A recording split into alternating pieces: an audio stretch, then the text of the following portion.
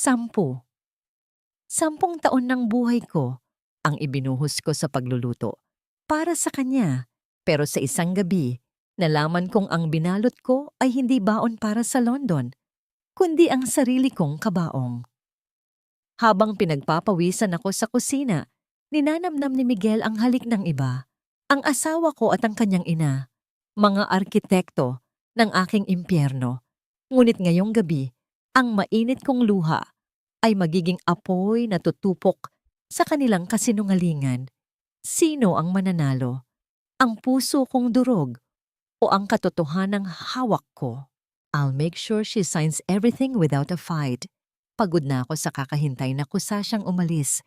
And honestly, I can't stand the smell of fried garlic and soy sauce on her skin anymore. Nakakasuka na. Ang boses na yon na nagmumula sa kabilang panig ng pintuan ng Suite 802 ay tila isang matalim na balisong na humiwa sa katahimikan ng pasilyo ng hotel. Kilala ni Wenceslada ang boses na yon. Iyon ang boses na tuwing gabi ay bumubulong sa kanya ng pasasalamat pagkatapos niyang maghapon sa pagluluto ng mga lunchbox para sa kanilang munting negosyo. Iyon ang boses ng kanyang asawa, si Miguel. Ngunit sa sandaling ito, ang boses na dati ay tila musika sa kanyang pandinig ay puno ng pandidiri at lason. Dahan-dahang napatingin si Wenny sa kanyang mga kamay. Namumula ang kanyang mga daliri, may mga sariwang bakas pa ng tusok ng karayom dahil magdamag niyang kinumpuni ang butones at mga susing bahagi ng kulay abong vest na suot ngayon ni Miguel. Ang vest na sabi nito ay isusuot niya sa isang napakahalagang business meeting sa London bukas. Doon sa mainit at madilim na kusina sa Makati, matiyagang tinapos ni Wenny ang bawat tahi. Tinitiis ang hapdi ng likod at ang pawis na pumapatak sa kanyang noo. Dahil ang alam niya, ang vest na ito ang magbibigay ng kumpiyansa sa kanyang asawa para sa kanilang kinabukasan. Ngunit narito siya ngayon, sa labas ng isang marangyang silid, yakap-yakap ang isang maliit na bag na naglalaman ng mga gamot sa dada, sa takot na baka sumumpong ang ulcer ni Miguel bago ang mahabang biyahe.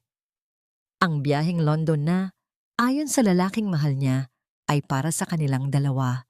Ngunit sa katotohanan ay isang malaking kasinungalingan. Huwag mong hayaang gumawa ng eksena ang babaeng yan, Miguel. Alalahanin mo ang dangal ng pamilya Arandia. You need to make her feel that she's the problem, that she's useless. Para pagdating ng pirmahan, siya pa ang magmamakaawang iwanan mo siya. Ang boses ni Doña Purificacion, ang kanyang biyanan, ay narinig din ni Wenny mula sa loob sa pamamagitan ng isang video call. Ang bawat salita ng matanda ay tila mga hollow blocks na unti-unting dumadagan sa dibdib ni Wenny. Ninanakawan siya ng hanging hininga. Ang biyenang buong puso niyang pinagsilbihan noong ito ay may sakit. Ang matandang tinuring niyang sariling ina at pinagluluto ng pinakamalalambot na pagkain ay siya palang arkitekto ng kanyang pagbagsak. Nabitawan ni Wenny ang bitbit na bag ng gamot. Ang tunog ng pagbagsak nito sa makapal na alpombra ng hotel ay hindi narinig ng mga tao sa loob. Ngunit para kay Wenny, iyon ang tunog ng kanyang mundong nagkakapira-pira. Ang mga bote ng gamot sa loob ay nag-uumpugan, isang mahinang kalansing na tila nanunuya sa kanyang katangahan. Ang bawat patak ng pawis na ibinuhos niya sa mainit na kalan, ang bawat sentimong pinaghirapan niya sa pagtitinda ng pagkain para suportahan ang luho ni Miguel ay itinapon lamang sa basurahan. Hindi siya makagalaw. Ang kanyang mga binti ay tila naging semento, mabigat at tila nakabaon sa sahig. Ang kanyang paningin ay nagsimulang lumabo dahil sa mga luhang pilit niyang pinipigilan. Nais niyang sumigaw, nais niyang sipain ang pinto at itanong kung bakit. Ngunit walang boses na lumalabas sa kanyang lalamunan. Ang tanging nararamdaman niya ay ang mabilis at masakit na pagtibok ng kanyang puso na tila isang ibon na pilit kumakawala sa isang masikip na hawla.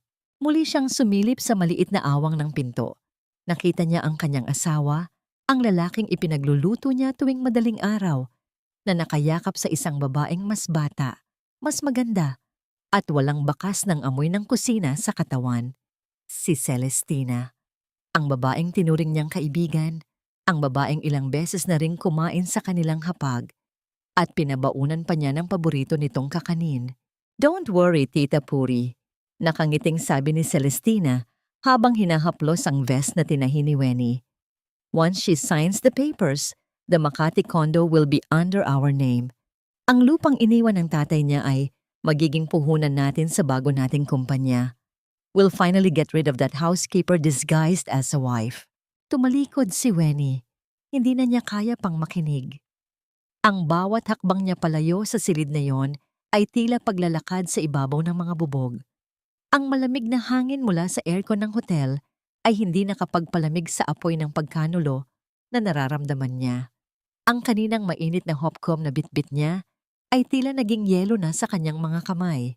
Paglabas niya ng hotel, ang malakas na buhos ng ulan sa Makati ay sumalubong sa kanya.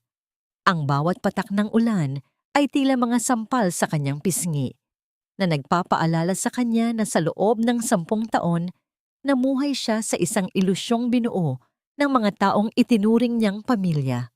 Tumayo siya sa gilid ng kalsada, basang-basa, habang ang mga sasakyan ay mabilis na nagdadaan, walang pakialam sa isang babaeng unti-unting namamatay sa loob. Ang lahat ng pagsasakripisyo ko, ang lahat ng pagtitiis ko sa init ng kusina at pagod ng katawan, para lang ba sa ganitong katapusan? Ito ba ang kapalit ng 10 taong utang na loob na paulit-ulit nilang isinusumbat sa akin?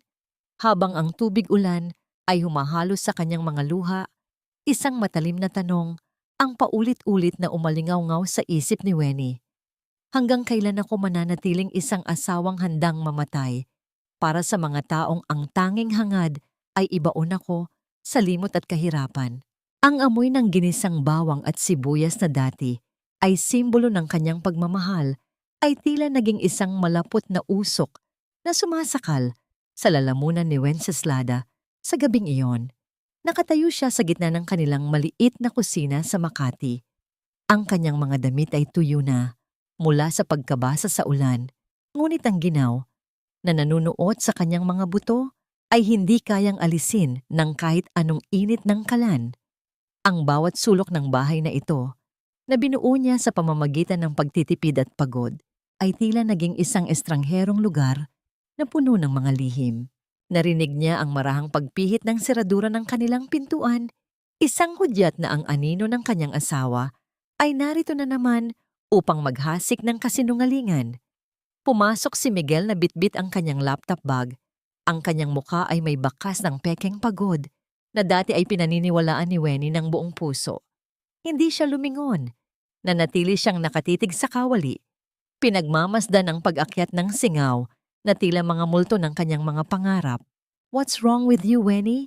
Bakit hindi ka man lang lumingon?" Ang boses ni Miguel ay may halong inis, ang depensang madalas niyang gamitin upang pagtakpan ang sariling kasalanan. Lumapit siya sa lababo at marahas na binuksan ng gripo. Ang daloy ng tubig ay lumikha ng isang magulo at maingay na ritmo sa katahimikan ng gabi. "And why did you show up at the hotel earlier? You know how important that meeting was. Muntik mo na akong mapahiya sa harap ng mga partners ko sa London." Dahan-dahang binitiwan ni Weni ang sandok. Ang kanyang mga kamay ay nanginginig, hindi dahil sa gutom, kundi dahil sa matinding pagpipigil na huwag isaboy ang mainit na mantika sa mukha ng lalaking nasa harap niya. "Gusto lang naman kitang dalhan ng gamot, Miguel. Natatakot ako na baka sumakit ang tiyan mo sa biyahe." Mahinahon niyang sagot, ngunit ang kanyang boses ay tila isang manipis na sinulid na anumang sandali ay mapuputol. "That's the problem with you. Masyado kang paranoid. You're suffocating me with your so-called care." Humarap sa kanya si Miguel. Ang kanyang mga mata ay nanlilisik sa galit na siya mismo ang nag-imbento. "Look at you, Weni. You look like a mess. Amoy bawang ka na naman. And your clothes are always stained. Hindi mo ba naiisip na asawa ako ng isang executive? You should be more presentable, hindi yung para kang palaging galing sa palengke." ang bawat salita ay tila isang sampal na paulit-ulit na tumatama sa pisngi ni Weni. Nais niyang itanong kung ang amoy bang bawang na kanyang kinasusuklaman ang siya ring amoy na nagpapakain sa kanya at nagbabayad ng kanyang mga luho. Nais niyang sabihing ang mga mantsa sa kanyang damit ay mga medalya ng kanyang pagsisilbi sa kanya. Ngunit nanatili siyang tahimik. Ang katahimikang ito ay hindi pagsuko, kundi isang madilim na kuta kung saan itinatago ni Weni ang kanyang naglalagablab na galit. "I'm sorry, Miguel. Pagod lang siguro ako." Maikli niyang tugon, sapat na upang patigilin ang sermon nito. Pumasok si Miguel sa kanilang silid upang magpalit ng damit. Iniwan si Weni na mag-isa sa kusina na ang tanging kasama ay ang tunog ng sarili niyang paghinga na tila isang hapon na mananakbo. Pagkaraan ng ilang minuto, inutusan siya ni Miguel na ilabas ang mga maruming damit nito mula sa kanyang bag para malabhan. Habang hinahawakan ni Weni ang mga damit na isinuot ni Miguel sa hotel, ang mga damit na saksi sa kanyang pagtataksil ay tila may humahapdi sa kanyang balat. Kinuha niya ang pantalon nito at bago ito ilagay sa basket, kinapkapan niya ang mga bulsa, isang nakasanayang gawain upang siguraduhing walang maiiwang barya o mahahalagang papel. Doon, sa maliit na bulsa sa likod, ay may nakapa siyang isang piraso ng matigas na papel. Dahan-dahan niya itong inilabas. Ang kanyang puso ay nagsimulang tumibok ng mabilis, isang marahas na paghampas sa kanyang dibdib na tila gustong bumasag sa kanyang mga rib. Sa ilalim ng liwanag ng bombilya sa kanilang laundry area, binasa ni Weni ang nakasulat sa resibo. Isang mamahaling alahas, isang kwintas na may pendant na brilyante na nagkakahalaga ng higit pa sa kikitain niya sa pagtitinda ng pagkain sa loob ng isang taon. Ngunit hindi ang halaga ang nagpatigil sa mundo ni Weni, kundi ang pangalang nakasulat sa ilalim ng customer name at ang dedikasyong nakalagay sa ibaba ng resibo. "For my one and the only Celestina, to more nights in London, or wherever our hearts take us." Ang petsa sa resibo ay ngayong araw lang. Ang araw na sinabi ni Miguel na wala siyang pera at kailangang magtipid dahil sa gipit na sitwasyon ng kumpanya. Ang araw na humingi si Weni ng pambili ng bagong sapatos dahil butas na ang suot niya sa paglalakad sa Makati, ngunit pinagkaitan siya ng lalaking ito. Napaupo si Weni sa sahig ng laundry area. Ang malamig na semento ay tila humihigop sa nalalabi niyang lakas. Hawak-hawak niya ang resibo. Ang kanyang mga daliri ay mariing nakakapit sa papel hanggang sa malumot ito. Ang kanyang mga mata ay nanatiling tuyo, ngunit sa loob ng kanyang dibdib, ang bawat piraso ng kanyang pagkatao ay unti-unting nagiging abo. "Weni, nasaan na ang kape ko? Bakit ang tagal mo dyan?" Sigaw ni Miguel mula sa loob ng silid. Ang boses nito ay puno ng awtoridad at kawalan ng pakialam. Hindi sumagot si Weni. Tumingala siya sa madilim na langit na makikita sa maliit na bintana ng kanilang bahay. Ang anino ng pag-aalinlangan ay wala na.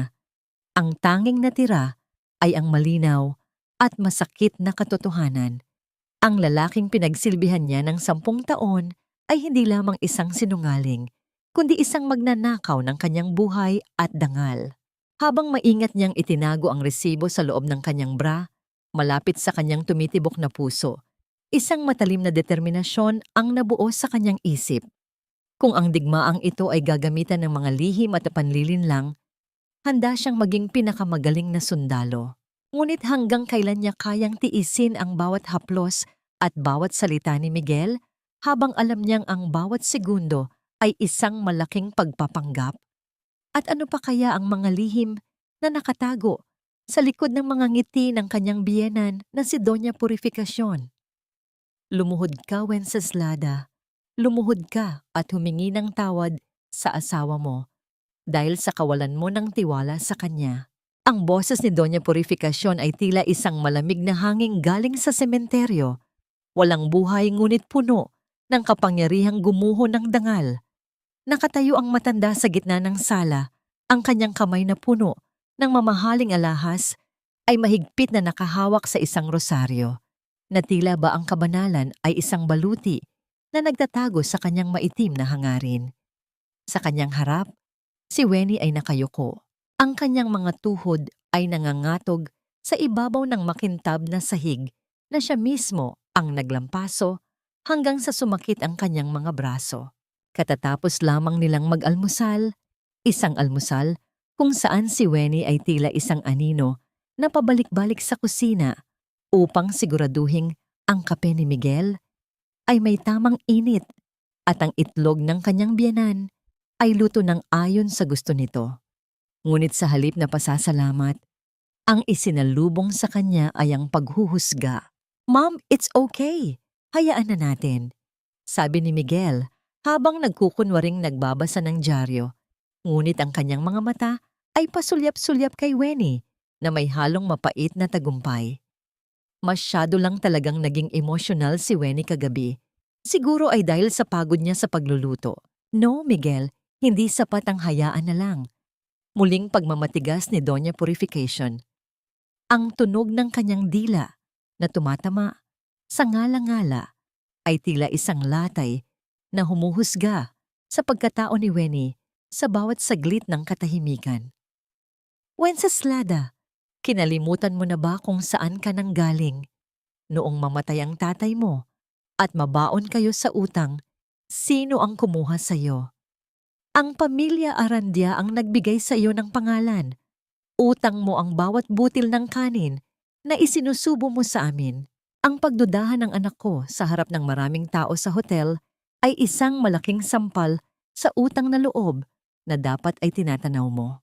Dahan-dahang naramdaman ni Weni ang bigat ng kanyang sariling katawan. Ang salitang utang na loob ay tila isang kadena na nakapulupot sa kanyang leeg. Hinihigpitan ng kanyang paghinga sa bawat pagkakataong nais niyang ipagtanggol ang sarili. Ang kanyang mga tuhod ay dahan-dahang tumama sa malamig na sahig. Ang sakit ng pagkakaluhod ay hindi hihigit sa hapdi ng kanyang puso na tila unti-unting nilalason ng kawalang katarungan. "Patawad po, Miguel.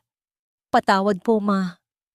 Mahina niyang bulong, ang kanyang mga mata ay nakatuon sa sariling mga daliri na may mga bakas pa ng hirap sa kusina. Ang kanyang boses ay tila isang tuyong dahon na tinangay ng hangin, marupok at walang laban. "Good. Now, go to the kitchen. Ayusin mo ang mga dadalhin ni Miguel na pagkain. Make sure everything is perfect." Utos ng matanda bago ito marangyang lumakad paalis. Ang bawat hakbang nito ay lumilikha ng isang mapagmataas na ritmo sa katahimikan ng bahay. Lumipas ang maghapon na si Weni ay tila isang robot na gumagalaw. Nagluto siya, naglinis, at nagsilbi, habang sa loob ng kanyang bra ay nanunuot ang hapdi ng resibong itinago niya kagabi. Ang ebidensya ng kataksilan na tila isang buhay na baga na pumapaso sa kanyang balat. Nang sumapit ang malalim na gabi, nang ang hilik ni Miguel ay naging isang tila mapang-uyam na tunog sa madilim na silid, dahan-dahang bumangon si Weni. Ang kanyang bawat galaw ay maingat, tila isang magnanakaw sa sarili niyang pamamahay. Nilapitan niya ang desk kung saan nakapatong ang laptop ni Miguel. Ang liwanag mula sa screen ng ito ay bumukas, ay pansamantalang nagpairita sa kanyang mga mata, isang maputlang sinag sa gitna ng kadiliman. Alam niya ang password. Iyon ang petsa ng kanilang anibersaryo. Isang petsa na para sa kanya ay sagrado, ngunit para kay Miguel ay marahil isang numero na lamang na walang kabuluhan. Sa pamamagitan ng kanyang nanginginig na mga daliri, binuksan ni Weni ang mga folder. Ang kanyang mga mata, na dati ay puno ng pagmamahal, ay naging matalas at mapanuri. Ang kanyang talino, bilang isang accountant na matagal na niyang ibinaon, ay muling nagising. Doon, sa isang folder na nakatago sa ilalim ng pangalang Project London, ay nakita niya ang isang dokumentong nagpatigil sa daloy ng kanyang dugo. Hindi iyon tungkol sa logistics o sa kumpanya. Iyon ay isang draft ng isang legal na kasunduan. Ang kanyang mga mata ay mabilis na naglakbay sa bawat letra. Nabasa niya ang kanyang sariling pangalan at ang pangalan ni Celestina Villafuerte. Ang dokumento ay isang deed of sale at transfer of property. Ang condo unit na iniwan ng kanyang ama, ang tanging alaala ng kanyang kabataan at ang tanging ari-ariang nakapangalan sa kanya ay nakatakdang ilipat sa ilalim ng pangalan ng isang kumpanyang pagmamay-ari ni Celestina. At ang mas masakit, may kalakip itong isang affidavit kung saan nakasaad na si Wenceslada Marasigan ay kusang loob na isinusuko ang kanyang mga karapatan dahil sa kanyang hindi matatag na kalagayang mental at bilang kabayaran sa mga utang ng kanyang pamilya sa mga Arandia. Naramdaman ni Wenny ang isang malapot na pait na umakyat sa kanyang lalamunan. Ang bawat pagmamano niya sa kanyang biyenan, ang bawat pagluhod niya kaninang umaga, ang bawat patak ng pawis niya sa kusina. Lahat ng iyon ay ginamit nila upang gawin siyang isang mangmang na biktima. Hindi lamang nila siya pinagtataksilan sa kama. Ninanakawan din nila siya ng kanyang huling sandigan. Ang bahagyang paggalaw ni Miguel sa kama ay nagpatahimik sa buong pagkatao ni Wenny. Pinatay niya ang laptop at nanatiling nakaupo sa dilim. Ang tanging naririnig ay ang mabilis na pagtibok ng kanyang puso na tila isang tambol na naghahanda para sa isang digmaan.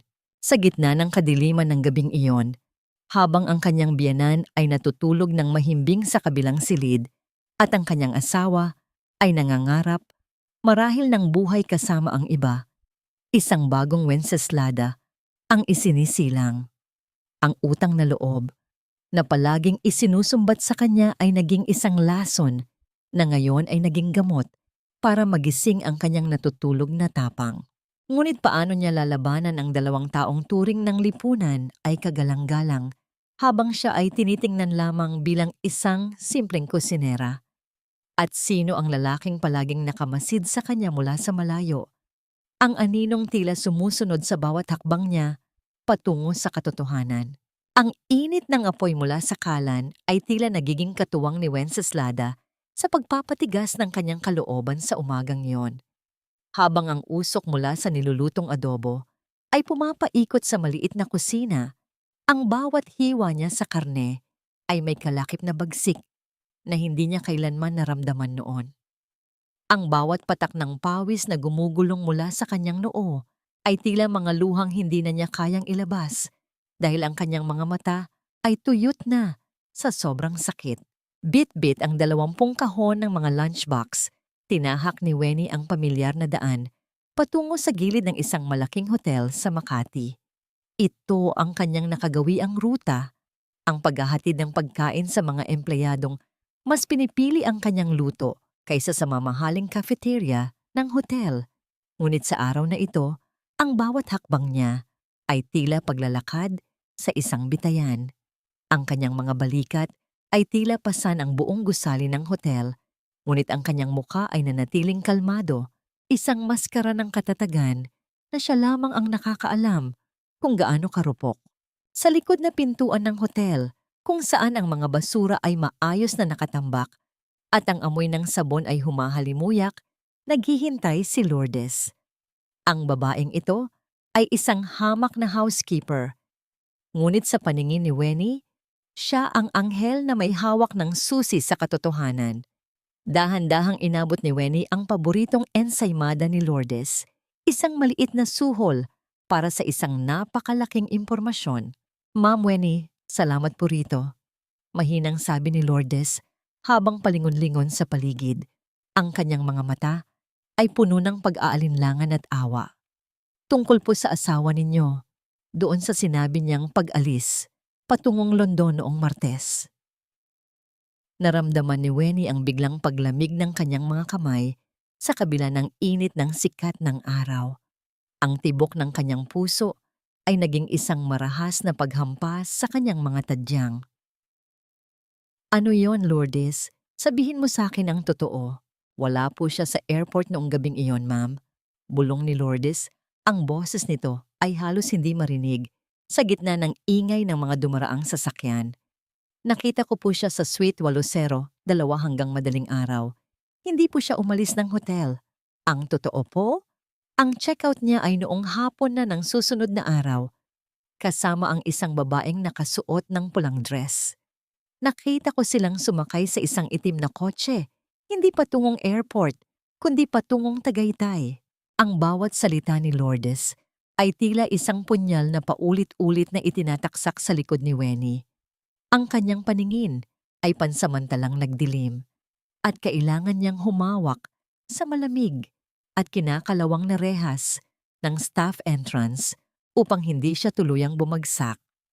Ang London na sinasabi ni Miguel, ang mga business meeting na kailangan niyang paghandaan, ang mga sakripisyo ni Wenny sa kusina para may panggastos ang asawa, lahat ng iyon ay itinapon lamang sa isang marangyang kwarto sa hotel habang siya ay nagmumukhang tanga sa kanilang bahay. Salamat, Lourdes. Malaking tulong ito. Pilit ng ngiti ni Wenny, bagaman ang kanyang mga labi ay tila naging yelo sa paninigas. Naglakad siya palayo. Hindi alintana ang bigat ng mga walang lamang basket. Sa bawat hakbang, ang imahe ni Miguel at Celestina na magkasama sa Tagaytay ay tila isang pelikulang paulit-ulit na naglalaro sa kanyang isipan. Ang hapdi ng katotohanan ay mas masahol pa sa kahit anong paso ng mantika na naranasan niya sa loob ng 10 taon. Pagdating niya sa kanyang munting karinderya sa gilid ng kalsada, naupo siya sa isang lumang bangko. Kinuha niya ang kanyang cellphone, ang tanging gamit na nag-uugnay sa kanya sa mundong unti-unti na niyang kinamumuhian. Isang tawag ang pumasok mula sa isang hindi kilalang numero. Inakala niyang isa lamang itong customer na gustong humabol ng order para sa hapunan. "Hello, mesa ni Wenny, may I help you?" Tanong niya. Sinusubukang gawing masigla ang kanyang boses sa kabila ng VO niyang pagkatao. "Is this the cook?" Isang matalim at mapagmataas na boses ng babae ang sumagot sa kabilang linya. "I heard your food is affordable. But I wonder, do you also sell the smell of your sweat along with your adobo? Because my boyfriend says you smell like a rotten onion, and it's really hard to get that scent off his skin whenever he comes home from his so-called office." Napatigil ang paghinga ni Wenny. Kilala niya ang boses na yon. Ang malambing ngunit nakakalason na tono ni Celestina. Ang bawat salita nito ay tila isang tawa ng demonyo na nagpapaalala kay Wenny kung gaano siya kababa sa paningin ng mga taong ito. "Sino ito?" Pilit na tanong ni Wenny, bagaman alam na niya ang sagot. "Oh, hindi mo na kailangang malaman. Just a piece of advice, Wenny. Some women are born to rule the boardroom, and some are born to stay in the kitchen. Know your place before you lose everything, including that house you're so proud of. Miguel deserves a woman who wears perfume, not someone who reeks of garlic and poverty." Ang marahas na pagkaputol ng linya ay nag-iwan ng isang nakakabinging katahimikan sa pandinig ni Wenny. Ang kanyang mga kamay ay mahigpit na nakakapit sa cellphone hanggang sa mamuti ang kanyang mga buko-buko. Ang insulto ni Celestina ay hindi lamang isang pananakit. Ito ay isang deklarasyon ng gira. Sa gitna ng ingay ng lungsod at sa gitna ng kanyang nag-iisang pagdurusa, isang matalim na liwanag ng paghihiganti ang nagsimulang mag-alab sa mga mata ni Wenny. Hindi na siya ang asawang kusang lumuluhod. Ngayon, ang bawat sangkap sa kanyang kusina ay magiging bahagi ng isang plano na magpapabagsak sa mga taong umapak sa kanyang dangal. Ngunit hanggang saan ang kayang gawin ni Wenny kung ang kalaban niya ay may hawak ng pera at kapangyarihan? At ano ang gagawin niya kapag nalaman niyang ang sarili niyang biyenan ang nagbigay kay Celestina ng kanyang numero upang simulan ang pagwasak sa kanyang kaisipan? Ang mga numero ay hindi nagsisinungaling, hindi katulad ng mga tao. Ito ang tanging katotohanang pinanghahawakan ni Wenceslada habang nakaupo siya sa sahig ng kanilang maliit na bodega, sa gitna ng mga lumang gamit at alikabok na tila mga alaala ng buhay na kinalimutan na niya. Sa kanyang harapan ay ang isang lumang laptop na matagal na niyang hindi binubuksan, isang alaala ng panahon Bago siya naging isang kusinera, noong siya pa ay isang accountant na may matalas na isip at pangarap na lampas sa apat na sulok ng kusina. Ang bawat pagpindot niya sa keyboard ay naglalabas ng isang mahinang tunog ng plastic na tumatama sa plastic. Isang ritmo na tila muling gumigising sa kanyang natutulog na kaisipan. Hindi nanginginig ang kanyang mga daliri ngayon. Ang bawat cell sa kanyang Excel sheet ay tila isang maliit na selda kung saan ikukulong niya ang mga kasalanan ni Miguel. Inilabas niya ang lukot na resibo ng alahas, ang mga tala mula kay Lourdes, at ang mga detalye ng bank statements na lihim niyang kinopya. Isa-isang pumasok ang mga numero. Ang halaga ng kwintas ni Celestina, ang bayad sa suite sa hotel, ang mga nawawalang pondo mula sa kanilang joint account na pinalalabas ni Miguel na lugi ng kumpanya. Habang nabubuo ang kabuuan ng kanyang spreadsheet, unti-unting lumilitaw ang isang madilim na larawan ng sistematikong pagnanakaw. Hindi lamang puso ni Wenny ang ninakawan. Ang bawat sentimo na dapat ay para sa kanilang kinabukasan ay unti-unting nilulustay ni Miguel para sa kanyang bagong buhay. Sa bawat pisong kinuha mo, Miguel, may katumbas na luha ang ibinuhos ko sa pagluluto. Pero ngayon, sisiguraduhin kong ang bawat numerong ito ang magiging rehas mo, bulong ni Wenny sa sarili. Ang kanyang mga mata, na dati ay laging mapagkumbaba, ngayon ay tila mga talim ng kutsilyo na humihiwa sa bawat kasinungalingan. Narinig niya ang mga yabag ni Miguel sa itaas. Ang bawat hakbang nito ay nagpaparamdam sa kanya ng isang bigat sa dibdib. Mabilis niyang isinara ang laptop at itinago ito sa ilalim ng mga lumang kumot. Lumabas siya ng bodega na may suot na namang maskara ng isang masunuring asawa. Bagaman sa loob niya ay may namumuong isang bagyo na handang sumabog anumang oras. Nadatnan niya si Miguel sa sala, nakaupo sa sopa at tila napakalambing ng aura. Isang kakaibang tanawin dahil kadalasan ay galit o iritado ito sa kanya. May hawak siyang isang baso ng mainit na gatas. Ang usok nito ay dahan-dahang umaakyat sa hangin, tila isang mapayapang anyaya sa gitna ng isang mapanganib na gabi. Wenny, halika rito. Pagod ka na sa buong araw na pagluluto. Sabi ni Miguel, ang boses niya ay tila pulot na puno ng lason. Ipinagtimpla kita ng gatas. Inumin mo ito para makatulog ka ng mahimbing. You deserve a good rest, sweetie. Tinanggap ni Wenny ang baso. Ang init ng salamin ay dumadaloy sa kanyang mga palad, ngunit ang ginaw sa kanyang puso ay hindi natitinag. Napansin niya ang bahagyang panginginig ng mga mata ni Miguel, ang paraan ng pag-iwas nito ng tingin habang hinihintay siyang uminom. May kung anong kakaibang puting pulbos na bahagyang naiwan sa gilid ng baso. Isang bakas na hindi mapapansin ng isang taong bulag sa pag-ibig, ngunit malinaw na malinaw sa isang babaeng gising na ang kaisipan. Salamat, Miguel. Ang bait mo yata ngayon? Sagot ni Wenny, pilit na pinapanatili ang lambing sa kanyang boses habang ang bawat himaymay ng kanyang pagkatao ay nagsasabing mag-ingat. Gusto ko lang bumawi. Alam kong naging mainit ang ulo ko nitong mga nakaraang araw. Sabi ni Miguel habang inilalabas ang ilang mga dokumento mula sa kanyang bag. By the way, habang nagpapahinga ka, may kailangan ka lang sanang pirmahan dito. Mga papeles lang ito para sa insurance natin, para sigurado ang kinabukasan mo kung sakaling may mangyari sa akin. Inilapag ni Miguel ang mga papel sa mesa. Ang pamagat ng dokumento ay natatakpan ng isang folder. Tila sadyang itinago ang katotohanan. Alam ni Wenny na ito na ang sandaling hinihintay nila. Ang sandaling gagamitin ang kanyang pagod at ang nakakalulunod na epekto ng gamot upang kunin ang huli niyang pag-aari. Tumingin si Wenny sa baso ng gatas, pagkatapos ay sa mga papel, at huli ay sa mga mata ng kanyang asawa. Nakita niya roon ang kawalan ng konsensya, ang pagkagutom sa kapangyarihan, at ang malinaw na hangaring ibaon siya sa limot. Ang kanyang kamay ay dahan-dahang lumapit sa ballpen, habang ang bawat segundo ng katahimikan sa loob ng silid ay tila isang mabigat na oras na tumitigil sa pag-ikot. Inumin mo muna ang gatas, Weni, para relax ka bago pumirma. Udyok ni Miguel. Ang kanyang boses ay tila isang bulong ng ahas sa gitna ng paraiso.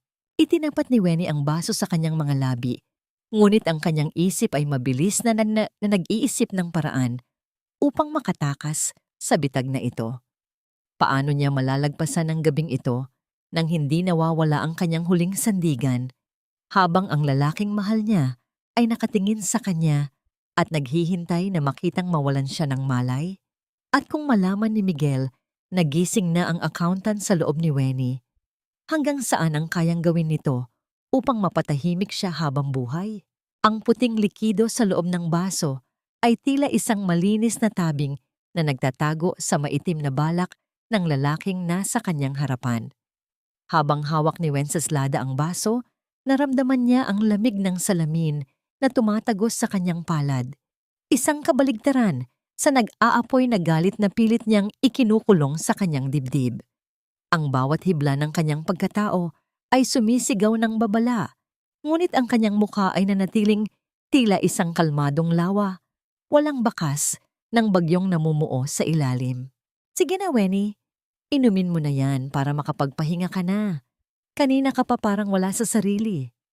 Ang boses ni Miguel ay tila isang marahang haplos, ngunit para kay Weni, ito ay tunog ng isang patibong na dahan-dahang sumasara. Itinapat ni Weni ang baso sa kanyang mga labi. Naamoy niya ang bahagyang gamot na humalo sa bango ng gatas, isang amoy na hindi mapapansin ng isang taong nagtitiwala. Ngunit para sa isang accountant na sanay sa bawat detalye, ito ay isang malaking pulang bandila. Sa isang mabilis at maingat na pagkilos, habang nagkukunwari siyang umiinom, idinaan niya ang likido sa gilid ng kanyang bibig at hinayaang sumipsip ito sa makapal na tuwalya na nakasabit sa kanyang balikat habang ang kanyang lalamunan ay gumagalaw na tila lumulunok. Ayan, naubos ko na. Medyo nakakaantok nga pala ang gatas na to, mahina niyang sabi.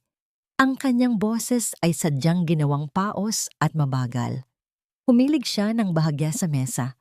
Ang kanyang mga mata ay uwant-unting pumupikit na tila tinatamaan na ng antok. Nakita niya sa gilid ng kanyang paningin ang pagngiti ni Miguel, isang ngiti ng isang maninila na nakitang nahulog na ang baya sa kanyang bitag. Inilapit ni Miguel ang mga papeles. Ang tunog ng pagkayod ng papel sa ibabaw ng kahoy na mesa ay tila isang babala sa katahimikan ng gabi. Mabuting bata. Ngayon, pirmahan mo na itong insurance policy natin para kahit anong mangyari. Protektado ka, Weni. Para sa kinabukasan mo rin ito. Bulong ni Miguel habang iniaabot ang bolpen. Sa loob ng kanyang isipan, ang talino ni Weni ay mabilis na nagtatrabaho. Alam niyang ang dokumentong nasa ibabaw ay hindi insurance. Ito ang hatol ng kamatayan sa kanyang mga ari-arian. Gamit ang kanyang pagiging accountant, binuo niya ang isang plano sa loob ng ilang segundo.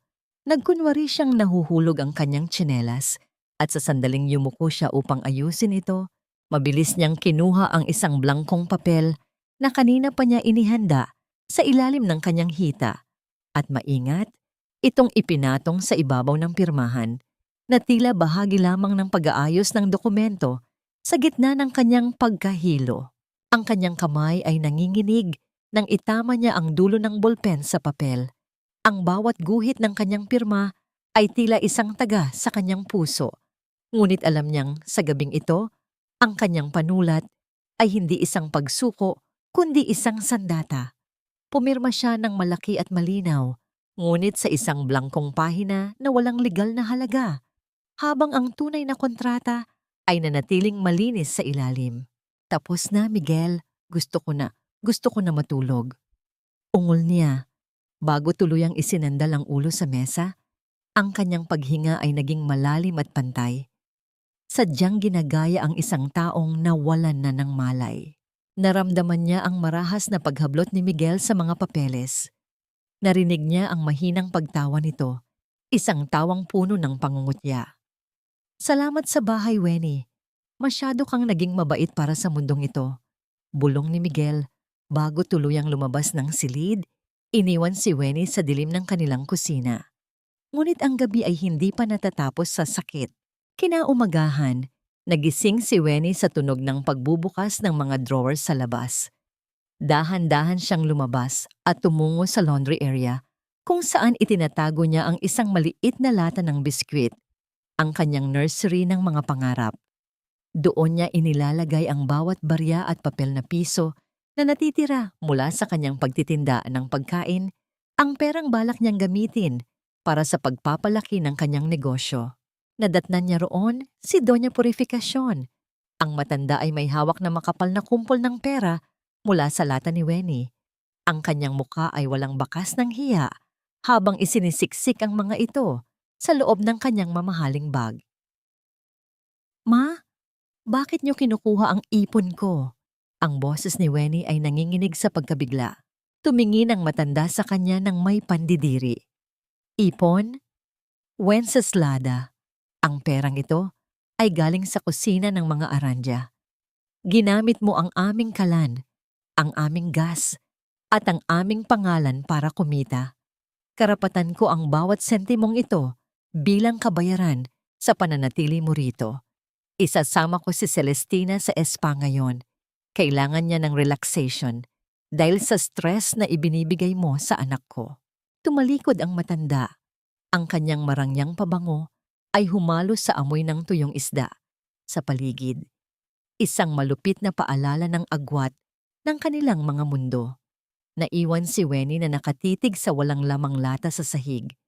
Ang bawat sentimong pinaghirapan niya, ang bawat gabing hindi siya natulog para lamang magluto, ay ninakaw sa isang iglap ng mga taong itinuring niyang pamilya.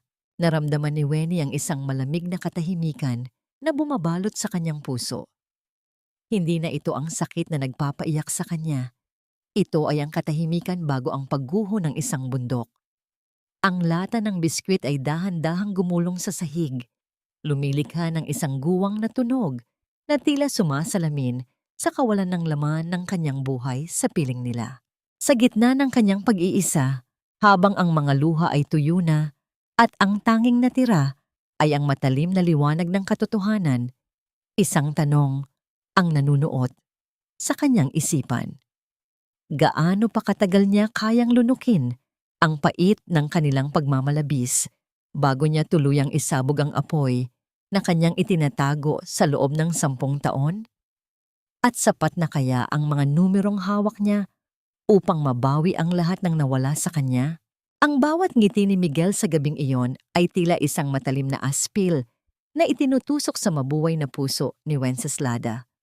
Nakatayo ang kanyang asawa sa gitna ng kanilang sala.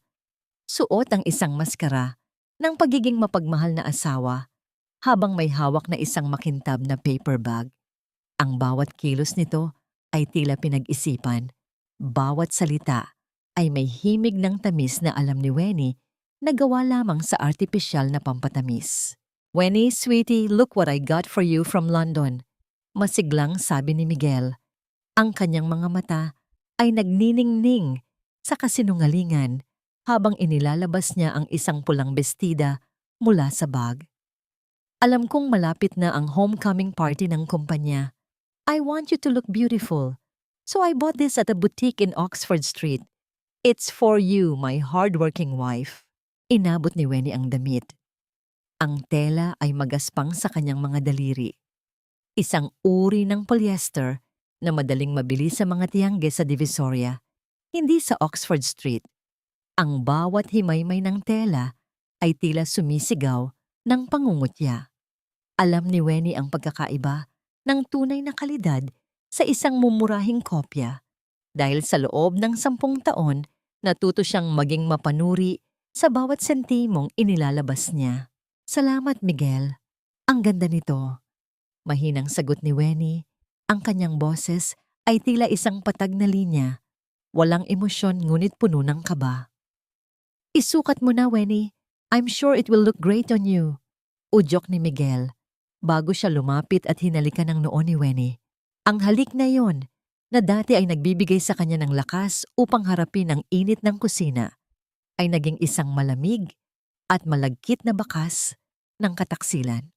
Ang halik ni Judas sa gitna ng kanilang munting tahanan. Habang nagbibihis si Miguel para sa kanyang late-night conference call, naiwan si Wenny na hawak ang pulang bestida. Ang kanyang isipan ay muling naglakbay sa resibong nakatago pa rin sa kanyang lihim na taguan, ang resibo ng kwintas na brilyante na nagkakahalaga ng ₱250,000. Ang sakit ng pagkukumpara ay tila isang malaking pader na gumigiba sa kanyang pagkatao. Para sa kabit, brilyante.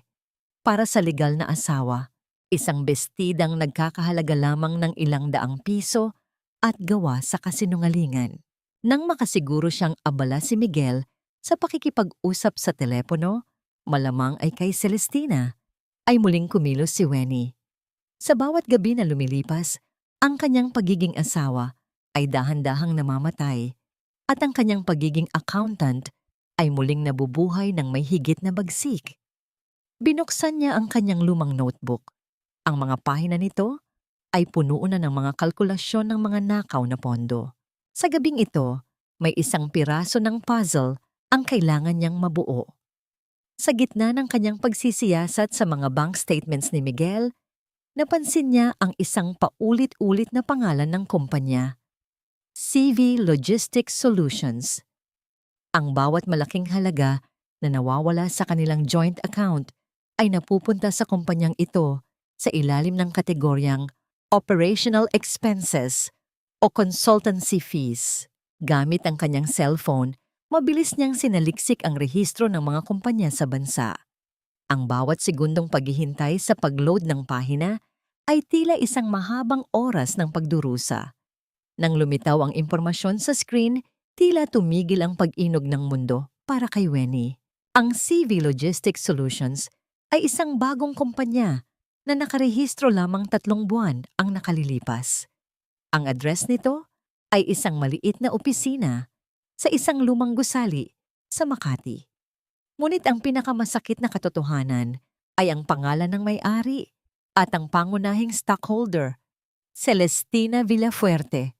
Naramdaman ni Wenny ang isang malapot na pait na bumabalot sa kanyang puso. Ang perang pinaghirapan niya sa pagluluto ng libu-libong lunchbox.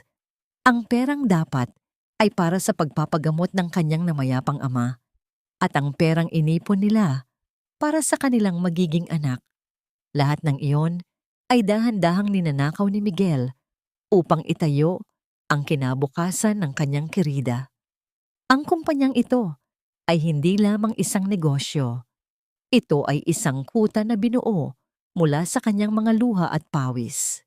Isang marahas na tunog ng pagbagsak ng isang gamit sa kabilang silid ang nagpabalik sa katinoan ni Wenny.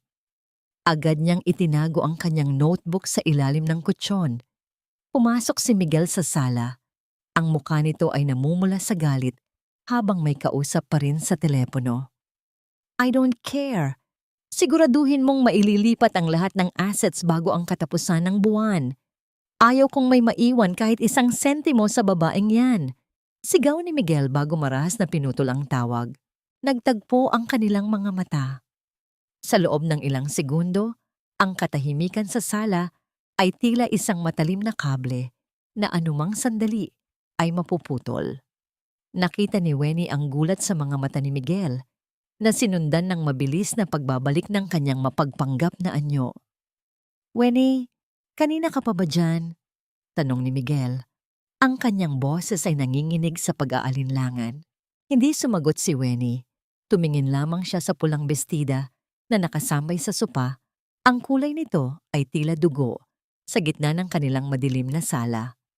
Ang bawat segundong lumilipas ay tila isang hakbang patungo sa isang bangin. Alam ni Miguel na may alam si Wenny at alam ni Wenny na ang asawa niya ay handa nang pumatay ng dangal o ng buhay para lamang makuha ang gusto nito. Anong gagawin ni Miguel kapag nalaman niyang ang bawat sentimong kinuha niya ay may katumbas na ebidensyang hawak ni Wenny? At hanggang kailan kayang panindigan ni Wenny ang pagiging tahimik habang ang bawat pangarap niya ay dahan-dahang ginigiba ng lalaking nangako sa kanya ng habambuhay?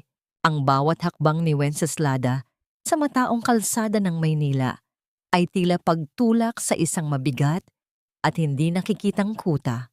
Ang sikat ng araw ay nanggigitata sa kanyang balat, humahalo sa amoy ng usok at alikabok, ngunit ang tunay na nagpapabigat sa kanyang dibdib ay ang lihim na kanyang daladala. Sa loob ng kanyang lumang bag, nakatago ang notebook na naglalaman ng mga numero ng kataksilan ni Miguel, isang ebidensyang tila naging bahagi na ng kanyang sariling laman at dugo. Nagdahilan siya kay Miguel na kailangan niyang pumunta sa Divisoria upang mamili ng mas murang sangkap para sa kanilang negosyo. Isang kasinungalingang kailangan niyang gawin upang makatakas sa mapanuring mga mata ng kanyang biyanan na si Doña Purificación, na tila isang buwitreng laging nakamasid sa bawat galaw ng kanyang mga kamay. Ngunit ang destinasyon ni Wenny ay hindi ang palengke, kundi isang lumang gusali sa eskolta, kung saan ang mga dingding ay may bakas ng lumipas na panahon at ang amoy ng lumang papel ay nanunuot sa bawat sulok. Sa dulo ng isang madilim na pasilyo, naroon ang opisina ni Attorney Nicanor Beltran. Ang tunog ng pagpihit ni Wenny sa lumang seradura ng pinto ay lumikha ng isang mahabang kaskas ng metal sa metal, isang hudyat ng pagbubukas ng isang pintuan patungo sa kanyang kaligtasan. Pagpasok niya, sinalubong siya ng isang matandang lalaki na ang mga mata ay puno ng karunungan at pagmamalasakit. Si Attorney Beltran ay hindi lamang isang abogado. Siya ang pinakamatalik na kaibigan ng kanyang yumaong ama, ang tanging taong nakakaalam ng tunay na halaga ng pagkatao ni Wenceslada bago ito nalubog sa putik ng pamilya Arandia. Wenceslada, anak, napadalaw ka. Ang boses ng matanda ay tila isang mainit na kumot sa gitna ng malamig na bagyo ng kanyang buhay. Napansin ni Beltran ang panginginig ng mga kamay ni Wenny habang inilalabas nito ang kanyang mga tala. Ninong, hindi ko na po alam ang gagawin ko. Ang boses ni Wenny ay nabasag. Ang bawat salita ay tila isang butil ng kristal na nahuhulog at nagkakapira-pira sa sahig. Isinalaysay niya ang lahat. Ang London na kasinungalingan, ang kwintas ni Celestina, ang kumpanyang Sieve Logistics, at ang tangkang pagpapapirma sa kanya sa ilalim ng impluensya ng gamot. Kinuha ni Attorney Beltran ang kanyang salamin at masusing binasa ang mga tala ni Wenny. Ang katahimikan sa loob ng silid ay naging napakabigat. Ang tanging naririnig ay ang marahang paglipat ng mga pahina ng notebook. Pagkaraan ng ilang sandali, huminga ng malalim ang matanda at tumingin ng diretso sa mga mata ni Wenny. May hindi ka alam, Wenny. Ang tatay mo, bagaman isang simpleng clerk lamang, ay naging mapagmatyag sa kanyang huling mga araw. Parang alam niyang darating ang araw na ito. Simula ni Attorney Beltran habang kinukuha ang isang makapal na folder mula sa kanyang cabinet. Sa kanyang huling habilin, may inilagay siyang isang espesyal na probisyon tungkol sa condo unit at sa lupang iniwan niya sa iyo. Napakunot ang noo ni Wenny. Ano pong ibig ninyong sabihin? Ang lahat ng ari-arian mo ay nakapailalim sa isang conditional trust. Nakasaad doon na kung sakaling ideklara kang mentally unfit o mawalan ka ng kakayahang magdesisyon para sa sarili mo, ang lahat ng iyong assets ay hindi mapupunta sa iyong asawa. Sa halip, ang mga ito ay automatikong ililipat sa isang charitable foundation na itinatag ng iyong ama para sa mga batang ulila. Paliwanag ng abogado. Ibig sabihin, ang plano ni Miguel na gawin kang baliw para makuha ang bahay ay magiging sanhi ng kanyang sariling pagbagsak. Kapag napatunayan niyang wala ka sa katinuan, lalong mawawala sa kanya ang lahat. Naramdaman ni Wenny ang isang kakaibang init na dumaloy sa kanyang puso. Ang kanyang ama, ang lalaking palaging minamaliit ni Doña Purificación, dahil sa kahirapan nito, ay siya palang naglagay ng pinakamalakas na baluti para sa kanya. Ang pagmamahal ng kanyang ama ay lumampas sa kamatayan upang protektahan siya mula sa mga lobong na kadamit tupa. Ngunit kailangan nating mag-ingat, Wenny. Hawak nila ang pera. Ang kailangan natin ngayon ay ang pinal na piraso ng ebidensya, ang direktang ugnayan ng pera ng kumpanya ni Miguel sa kumpanya ni Celestina. Dagdag ni Beltran, lumabas si Wenny ng gusali na may bagong pag-asa, ngunit ang kanyang pakiramdam ng seguridad ay mabilis na naglaho. Habang naglalakad siya pabalik sa sakayan ng daip, naramdaman niya ang isang pares ng mga mata na nakatitig sa kanyang likuran. Ang bawat paghinto niya ay sinasabayan ng paghinto rin ng mga yabag sa likod niya. Isang ritmo ng panganib na tila isang aninong hindi humihiwalay. Pabilis ng pabilis ang tibok ng kanyang puso. Lumingon siya ng bahagya at nakita ang isang lalaking naka-jacket na itim at may suot na sombrero, nagtatago sa likod ng isang poste ng kuryente. Hindi ito si Miguel, ngunit alam ni Wenny na ito ay isa sa mga tauhang binabayaran ng pamilya, Arandia, upang masiguro na hindi siya lilihis sa landas na inihanda nila para sa kanya. Ang takot na dati ay nagpaparalisa sa kanya ay naging isang matalas na alerto. Hindi na siya maaaring bumalik sa bahay na tila walang nangyari.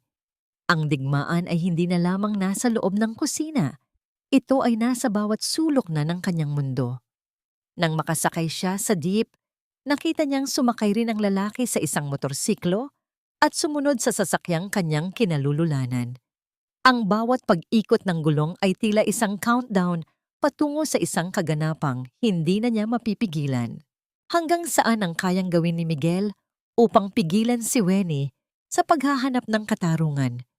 At ano ang gagawin ni Wenny kapag nalaman niyang ang taong sumusunod sa kanya ay may hawak na impormasyong maaaring magpabago sa tingin niya sa kanyang sariling ama? Ito ang buhay na karapat-dapat para sa atin, Celestina. Malayo sa amoy ng ginisang bawang at sa ingay ng palengke. Dito, malinis ang hangin, kasing linis ng ating simula. Ang mga salitang yon ni Miguel ay tila mga tipak ng yelo na pumatak sa nag-aapoy na sugat sa puso ni Wenceslada. Nakatago siya sa likod ng isang malabay na puno ng pino sa isang sikat na pasyalan sa Tagaytay. Ang malamig na simoy ng hangin na dati ay pinapangarap niyang maramdaman kasama ang asawa ay tila naging isang malupit na latay sa kanyang balat.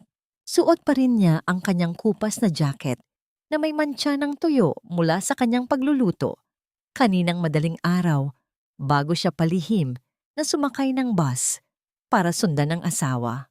Doon, sa harap ng nagagandahang tanawin ng Bulkang Taal, nakita ni Wenny ang kanyang asawa, ang lalaking sinilbihan niya ng may buong katapatan na nakayakap sa bewang ni Celestina. Hindi lamang sila mukhang magkasintahan, mukha silang isang pamilyang binuo mula sa mga pira-pirasong pangarap na ninakaw mula sa kanya. Nakita niya ang paghalik ni Miguel sa buhok ni Celestina, ang parehong haplos na ibinibigay nito sa kanya tuwing hihingi ito ng pabor o pera para sa kanyang mga pekeng proyekto. Naramdaman ni Wenny ang paninigas ng kanyang buong katawan. Ang kanyang lalamunan ay tila binarahan ng isang malaking bato. Ginagawa ang bawat paghinga na isang mahirap na pakikibaka. Ang kanyang mga kamay ay mahigpit na nakakapit sa kanyang bag, kung saan nakatago ang notebook ng mga numero. Ngunit tila nawalan ng bigat ang lahat ng ebidensyang hawak niya sa harap ng ganitong klaseng kalupitan. Ang sakit ay hindi na lamang isang emosyon.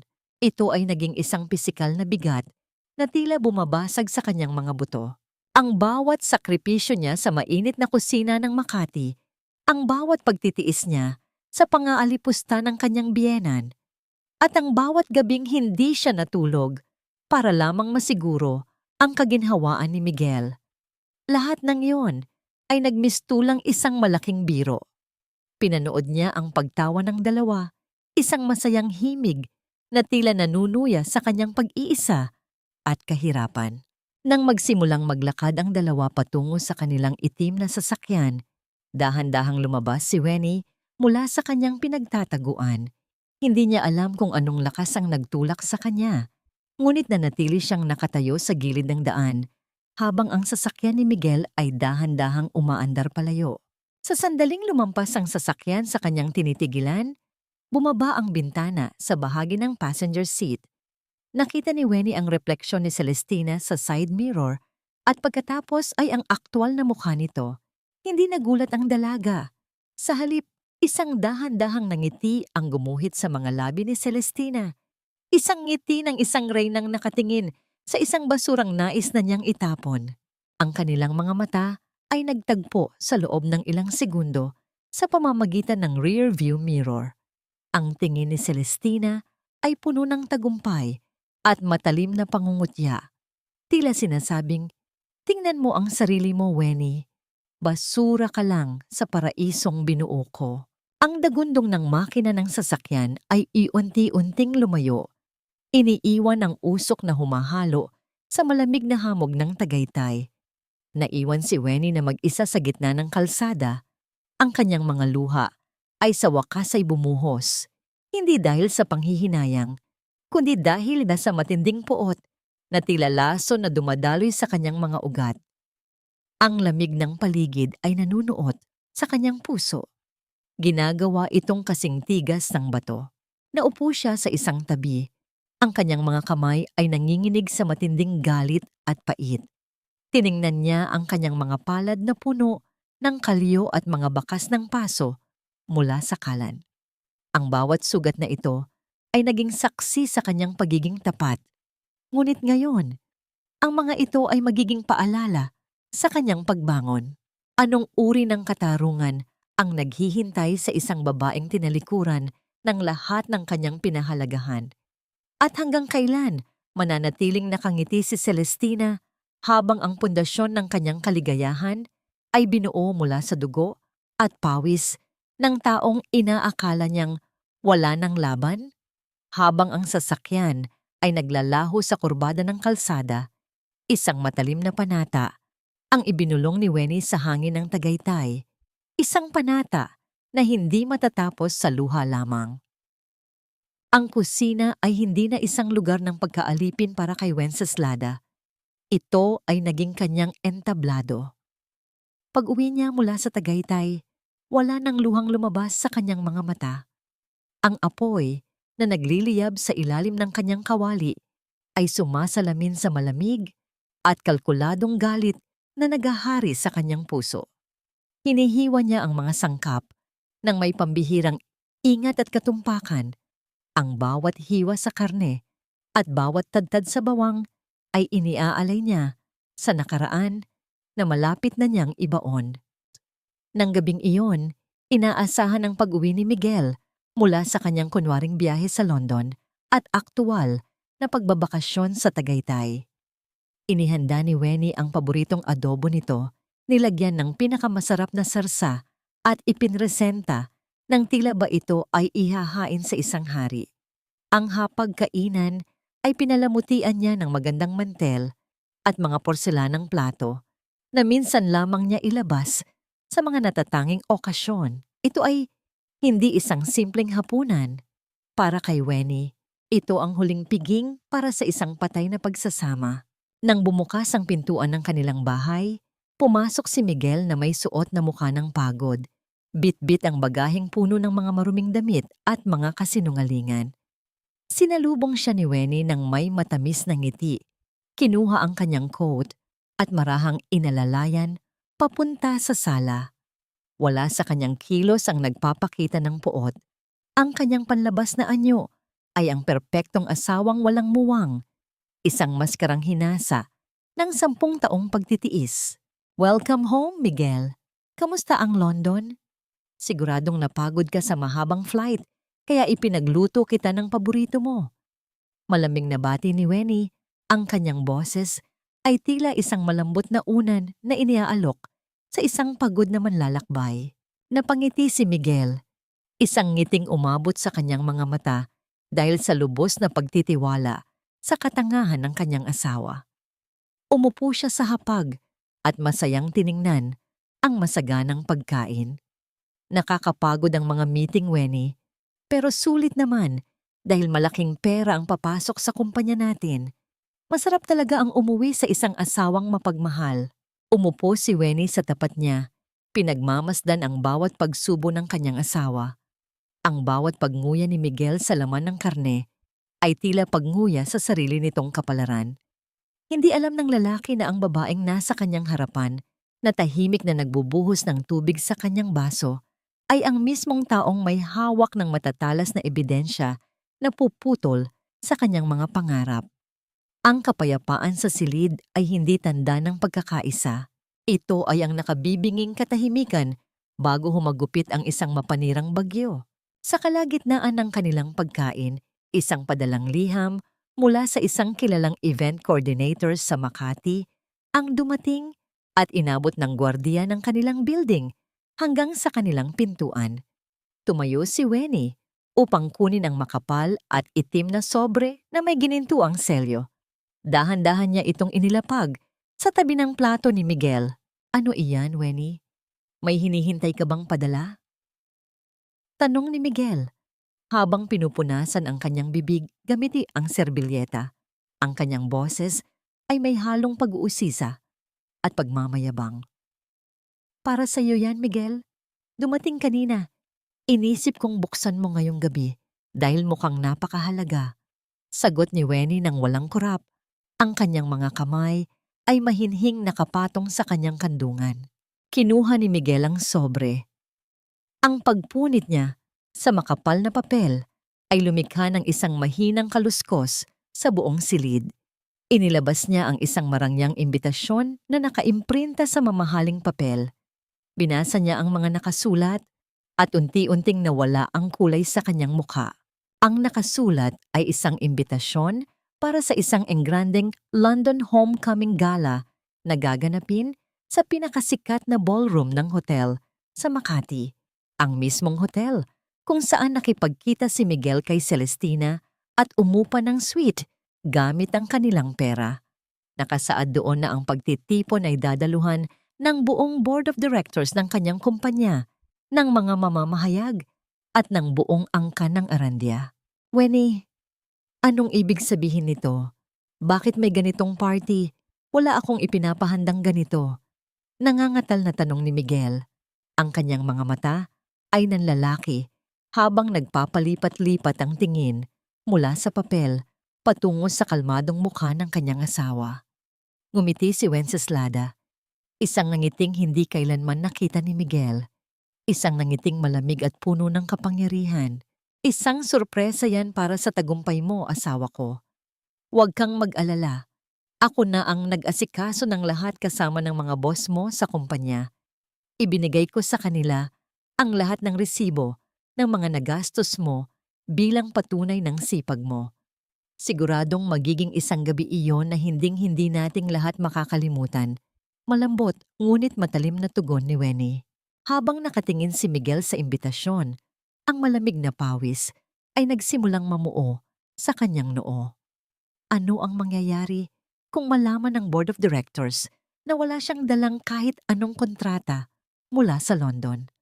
Paano naorganisa ni Wenny ang isang malaking kaganapan nang hindi niya nalalaman? At sa likod ng malambing na tinig ng kanyang asawa, bakit nakaramdam siya ng isang malamig na takot na tila isang invisible na lubid na unti-unting sumasakal sa kanyang lalamunan? Ang marangyang halimuyak ng mamahaling pabango ni Doña Purificacion ay mabilis na sumakop sa maliit na espasyo ng kusina. Pilit na itinataboy ang amoy ng ginisang rekado na nagmula sa mga kamay ni Wenceslada. Naglalakad ang matanda nang may taas noong tindig. Ang bawat pagdidiin ng kanyang matulis na sapatos sa sahig ay tila pagmamarka ng teritoryo niya ng isang reynang walang pakialam sa damdamin ng kanyang mga nasasakupan. Ang pag-uumpugan ng kanyang mga gintong pulseras ay lumilikha ng isang matalim at nakakairitang ritmo sa himpapawid, isang tunog na nagpapaalala kay Wenny ng mga ninakaw na pangarap. Ipinatawag ni Doña Purificacion si Wenny upang usisain ang mga detalye ng gaganaping party para kay Miguel. Bagaman ang hotel na ang nag-aasikaso ng malaking bahagi ng kaganapan, hindi pinalampas ng matanda ang pagkakataong iparamdam sa kanyang manugang kung gaano ito kababa sa kanyang paningin. Wenceslada, nakita ko ang listahan ng mga bulaklak na ilalagay sa bawat mesa. local roses, orchids na galing lamang sa dangwa. Ang boses ng matanda ay puno ng pandidiri habang inihahagis nito ang kapirasong papel sa ibabaw ng mesa. Gusto mo bang pagtawanan ang pamilya Arandia ng mga kasamahan ni Miguel? Ang anak ko ay isang executive na katatapos lamang mag-uwi ng malaking tagumpay mula sa London. Tapos ang ihaharap mo sa mga bisita ay isang setup na parang gaganapin sa isang murang kapilya. Pinunasan ni Wenny ang kanyang mga basa at namumulang kamay sa kanyang apron bago dahan-dahang humarap sa kanyang biyenan. Sa kanyang isipan, nais niyang isumbat na ang mismong London na ipinagmamalaki nito ay isang ilusyong ginastusan ng perang pinaghirapan niya. Ngunit ang kanyang mukha ay nanatiling payapa, tila isang rebultong hindi natitinag ng kahit anong uri ng ulan. Iyan po ang inirekomenda ng event coordinator ng hotel, ma. Sila po ang nakakaalam ng pinakamagandang disenyo na pasok sa budget na inilaan ninyo. Mahinahong sagot ni Wenny. Umirap si Doña Purificacion, ang kanyang mga mata ay nanlilisik sa inis. Budget? Kailan ba naging problema ng mga Arandia ang pera? Kung hindi mo kayang mag-organisa ng isang pagtitipon na may uri at klase, sana ay kinonsulta mo si Celestina. Ang babaeng iyon, kahit hindi asawa, ay may mas malalim na kaalaman sa panlasa ng mataas na lipunan kaysa sa isang tulad mo na ang laging kaharap ay mantika at kaldero. Ang pagbanggit sa pangalan ng Querida sa loob mismo ng kanyang tahanan ay tila isang malaking sampal na umalingaw-ngaw sa pandinig ni Wenny. Ginagamit ng matanda ang pangalan ng babaeng sumira sa kanyang pamilya bilang pamantayan ng pagiging disente. Ito ang rurok ng kaplastikan na matagal nang ikinukubli ng matanda sa likod ng kanyang mga mamahaling pananamit at pagpunta sa simbahan tuwing linggo. Ayusin ko po, ma. Sisiguraduhin kong magmumukhang mahal ang lahat, sagot ni Wenny. Pilit na ibinabaon ang kanyang mga kuko sa sariling palad upang pigilan ang pagbuhos ng kanyang emosyon. Dapat lang, alalahanin mo, Wenceslada, ang pangalan ng pamilya ang nakataya rito. Maraming mga mamamahayag ang dadalo mula sa iba't ibang business magazines. Ayaw kong makita kang nakasuot ng mga damit mong mukhang basahan. Bumili ka ng maayos na isusuot. Huwag mong ipahiya ang anak ko sa mismong gabi ng kanyang karangalan. Siguraduhin mong perpekto ang lahat dahil kung may mapansin akong kahit isang pagkakamali, sisiguraduhin kong malalaman ng lahat kung gaano ka kawalang kwenta bilang asawa. Humakbang palabas ng kusina ang matanda. Ngunit bago pa man ito makalabas ng tuluyan, dahan-dahang nag-angat ng tingin si Wenny na wala ang mapagkumbabang anyo nito at sa halip, isang malamig at misteryosong nangiti ang dumaan sa kanyang mga labi. Ang kanyang mga mata na karaniwang iniiwas sa mga mapanghusgang tingin, ngayon ay diretsong tumagos sa likuran ng kanyang biyenan. Huwag po kayong mag-alala, ma. Ang boses ni Wenny ay may kakaibang lambot na nagtatago ng isang matalim na patalim. Napatigil sa paglalakad si Doña Purificacion. May kung anong kakaibang lamig sa tono ng kanyang manugang na nagpatayo sa mga balahibo sa kanyang batok. Isang uri ng awtoridad na hindi kailanman nanggaling kay Wenceslada. Lumingon ang matanda. Bahagyang nakakunot ang noo, ngunit sinalubong lamang siya ng isang magiliw na pagtango mula sa babaeng laging nakayuko sa kanya. Tinitiyak ko po sa inyo, ang gabing iyon ay magiging isang piging na hinding-hindi makakalimutan ng buong pamilya Arandia at ng buong Maynila. Patuloy ni Wenny, ang kanyang ngiti ay nanatiling nakapaskil sa kanyang mukha habang ang kanyang isipan ay abala na sa pag-aayos ng pinakamalaking parusa na babagsak sa pamilyang ito.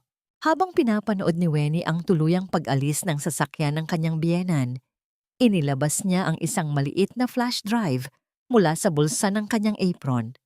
Dito nakapaloob ang lahat ng ebidensya, ang mga video, ang mga bank statements, ang mga resibo ng kataksilan, ang mga mamamahayag na inimbitahan ng kumpanya ni Miguel upang ibalita ang tagumpay nito ay sila ring magiging saksi sa pagkasunog ng kanyang reputasyon. Handa na ang bitag at ang mga bisita ay paparating na. Ngunit sa pagitan ng pag-aayos ng hotel at ng aktuwal na gabi ng selebrasyon, ano ang huling hakbang na gagawin ni Wenny sa silid ng kontrol ng mga kagamitan upang masiguro na walang sino man ang makakapigil sa katotohanan? At bakit biglang nag-alok si Miguel na siya na mismo ang magdadala ng laptop na gagamitin para sa presentasyon? Ang gabi bago ang itinakdang paghuhukom ay tila isang mahabang buntong hininga ng tadhana, mabigat at puno ng banta.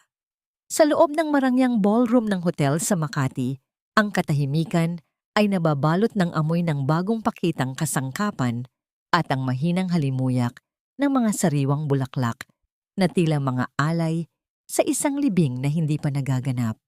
Ang bawat pag-usad ng kamay ng relo sa pader ay tila isang paalala sa mabilis na pagkaubos ng oras para sa mga kasinungalingang binuo ni Miguel.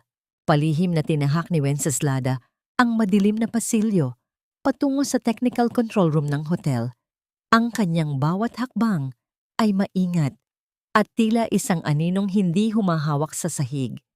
Sa kanyang tabi ay si Lourdes, ang kanyang tapat na kasama na ang muka ay kakikitaan ng matinding kaba, ngunit may determinasyong hindi matitinag. Ang tanging naririnig sa paligid ay ang mahinang ugong ng centralized aircon at ang sarili nilang paghinga na tila naghahabulan sa gitna ng tensyon. Ma'am Wenny, siguraduhin niyo po na ito ang tamang file. Kapag naisalin na natin ito sa main server, wala na pong balikan. Pabulong na paalala ni Lourdes habang binubuksan ang pinto ng control room gamit ang kanyang master key. Ang marahang pagpihit ng bakal sa loob ng seradura ay naglabas ng isang mahinang tunog ng mekanismong nagtatagpo. Isang hudyat na ang pintuan, patungo sa katotohanan, ay nakabukas na. Pumasok si Wenny sa loob ng silid na punong-puno ng mga kumukurap na ilaw mula sa mga monitors at audio mixers. Ang asul na liwanag mula sa screen ng computer ay tumama sa kanyang mukha, nagbibigay sa kanya ng isang anyo na tila isang anghel ng paghihiganti. Inilabas niya mula sa kanyang bulsa ang isang maliit na hard drive. Isang bagay na sa paningin ng iba ay walang halaga. Ngunit sa loob nito ay nakabaon ang bawat video ng pagtataksil sa Tagaytay, ang bawat dokumento ng pagnanakaw sa kumpanya at ang bawat boses ni Miguel na kumukutya sa kanyang pagkatao. Dahan-dahan niyang isinaksak ang drive sa computer. Ang pagdikit ng metal sa port ay nagbigay sa kanya ng isang kakaibang pakiramdam ng kuryenteng dumadaloy sa kanyang mga daliri. Pinanood niya ang progress bar sa screen, ang bawat porsyento ng paglipat ng data ay tila isang hakbang palapit sa katarungan. Ang bawat segundong lumilipas ay tila isang habang buhay na paghihintay. Nararamdaman ni Wenny ang mabilis na pagtambol ng kanyang puso sa kanyang dibdib, isang marahas na pintig na tila gustong bumasag sa kanyang mga rib. Sandali lang, Lourdes. Kailangan kong palitan ang pangalan ng file para hindi sila maghinala. Bulong ni Wenny, ang kanyang mga daliri ay mabilis na gumagalaw sa ibabaw ng keyboard. Lumilikha ng mga mahihinang tunog ng plastic na tumatama sa plastic. Pinalitan niya ang pamagat ng video mula sa ebidensya patungo sa Miguel Arandia, London Success Story. Nang matapos ang paglipat, mabilis niyang hinugot ang hard drive at itinago ito pabalik sa kanyang bulsa. Isang malalim na buntong hininga ang kumawala sa kanyang dibdib. Ngunit hindi pa man siya nakakahakbang palabas, biglang bumukas ang pinto ng control room nang walang babala. Ang liwanag mula sa pasilyo ay tumama ng marahas sa kanilang mga mata. Doon, nakatayo sa may pintuan, ay si Miguel. Ang kanyang anino ay humaba sa sahig, tila isang madilim na kamay na gustong sumakal sa kanila. Ang kanyang muka ay puno ng pagduda, ang kanyang mga mata ay nanlilisik habang nakatingin sa kanyang asawa na nasa loob ng isang lugar na hindi dapat nito kinalalagyan. Wenny, anong ginagawa mo rito sa oras na ito? At kasama mo pa ang housekeeper na ito? Ang boses ni Miguel ay mababa at puno ng banta. Ang bawat salita ay tila isang patalim na bumabaon sa katahimikan. Naramdaman ni Wenny ang paglamig ng kanyang dugo. Ang kanyang kamay na nasa loob ng bulsa ay mahigpit na nakakapit sa hard drive. Ang mga kanto nito ay bumaon sa kanyang palad, nagbibigay ng hapdi na tumutulong sa kanya upang manatiling gising at alerto. Tiningnan niya si Lourdes na ngayon ay nakayuko at nanginginig sa takot. I-check ko lang sana ang mga slide para sa presentation mo bukas, Miguel. Gusto ko lang siguraduhin na maayos ang lahat para sa gala. Pilit na paliwanag ni Wenny, ang kanyang boses ay nanginginig, ngunit sinusubukan niyang panatilihin ang kanyang maskara ng pagiging masunuring asawa. Humakbang papasok si Miguel. Ang tunog ng kanyang sapatos sa matigas na sahig ay tila isang martilyo na tumatama sa isang pako. Lumapit siya kay Wenny hanggang sa maramdaman na nito ang init ng hininga ng kanyang asawa sa kanyang noo. Marahas niyang hinawakan ang braso ni Wenny at pilit na tiningnan ang kamay nitong nakatago sa bulsa. Masyado ka nang nagiging aktibo sa mga bagay na hindi mo naman naiintindihan, Wenny? Bakit tila ang dami mong inililihim sa akin nitong mga nakaraang araw? Hinila ni Miguel ang kamay ni Wenny at sa gitna ng kanilang pagbubuno, bahagyang sumilip ang dulo ng itim na hard drive mula sa bulsa ng kanyang apron. Nanlaki ang mga mata ni Miguel. Ang kanyang mukha ay naging kasing pula ng apoy sa galit at pagkabigla. Ano yan, Wenny? Anong hawak mo? Napatigil ang lahat. Ang tanging naririnig ay ang mabilis at hapo na paghinga ni Wenny habang nakatingin ng diretso sa mga mata ng lalaking sumira sa kanyang buhay. Ang lihim ay nasa bingit na ng pagkabunyag at ang bawat segundong lumilipas ay tila isang mitya na malapit nang umabot sa bomba. Anong gagawin ni Miguel kapag nalaman niyang ang hawak ni Wenny ay ang mismong ebidensyang wawasak sa kanya? May lakas pa ba si Wenny na lumaban o tuluyan na siyang matatalo sa mismong gabi bago ang kanyang inaasahang tagumpay? Ang bawat kislap ng mga kristal na chandelier sa loob ng engranding ballroom ng hotel sa Makati ay tila mga libu-libong mata na nakamasid, mapanghusga at naghihintay sa bawat pagkakamali. Ang amoy ng mamahaling wine at ang halimuyak ng mga bulaklak na inangkat pa mula sa malalayong lugar ay humahalo sa hangin. Ngunit para kay Wenceslada, ang lahat ng karangyaang ito ay tila isang malapot na usok na sumasakal sa kanyang hininga. Nakasuot siya ng pulang bestida na ibinigay ni Miguel. Ang damit na gawa sa polyester at kasinungalingan. Ngunit ang kanyang tindig ay hindi na ang asawang laging nakayuko. Sa gitna ng siksikang mga bisita, nakita ni Wenny si Miguel na tila isang hari, nakikipagkamay sa mga board of directors at sa mga mamamahayag. Kasama niya si Doña Purificacion na nakasuot ng tila baluti ng ginto at diamante. At hindi kalayuan ay naroon si Celestina na sa kabila ng pagiging assistant ay nagliliwanag sa suot nitong kwintas na brilyante. Ang tunay na bunga ng pagod ni Wenny. You look so simple tonight, Wenny. Siguraduhin mong hindi ka masyadong lalapit sa mga VIP. Baka mapansin nila ang amoy ng bawang sa balat mo. Bulong ni Celestina nang magkatapat sila sa buffet table. Ang kanyang boses ay tila isang matalim na aspila na itinutusok sa gitna ng maraming tao. Hindi sumagot si Wenny. Tiningnan lamang niya ang leeg ni Celestina kung saan kumikinang ang kwintas.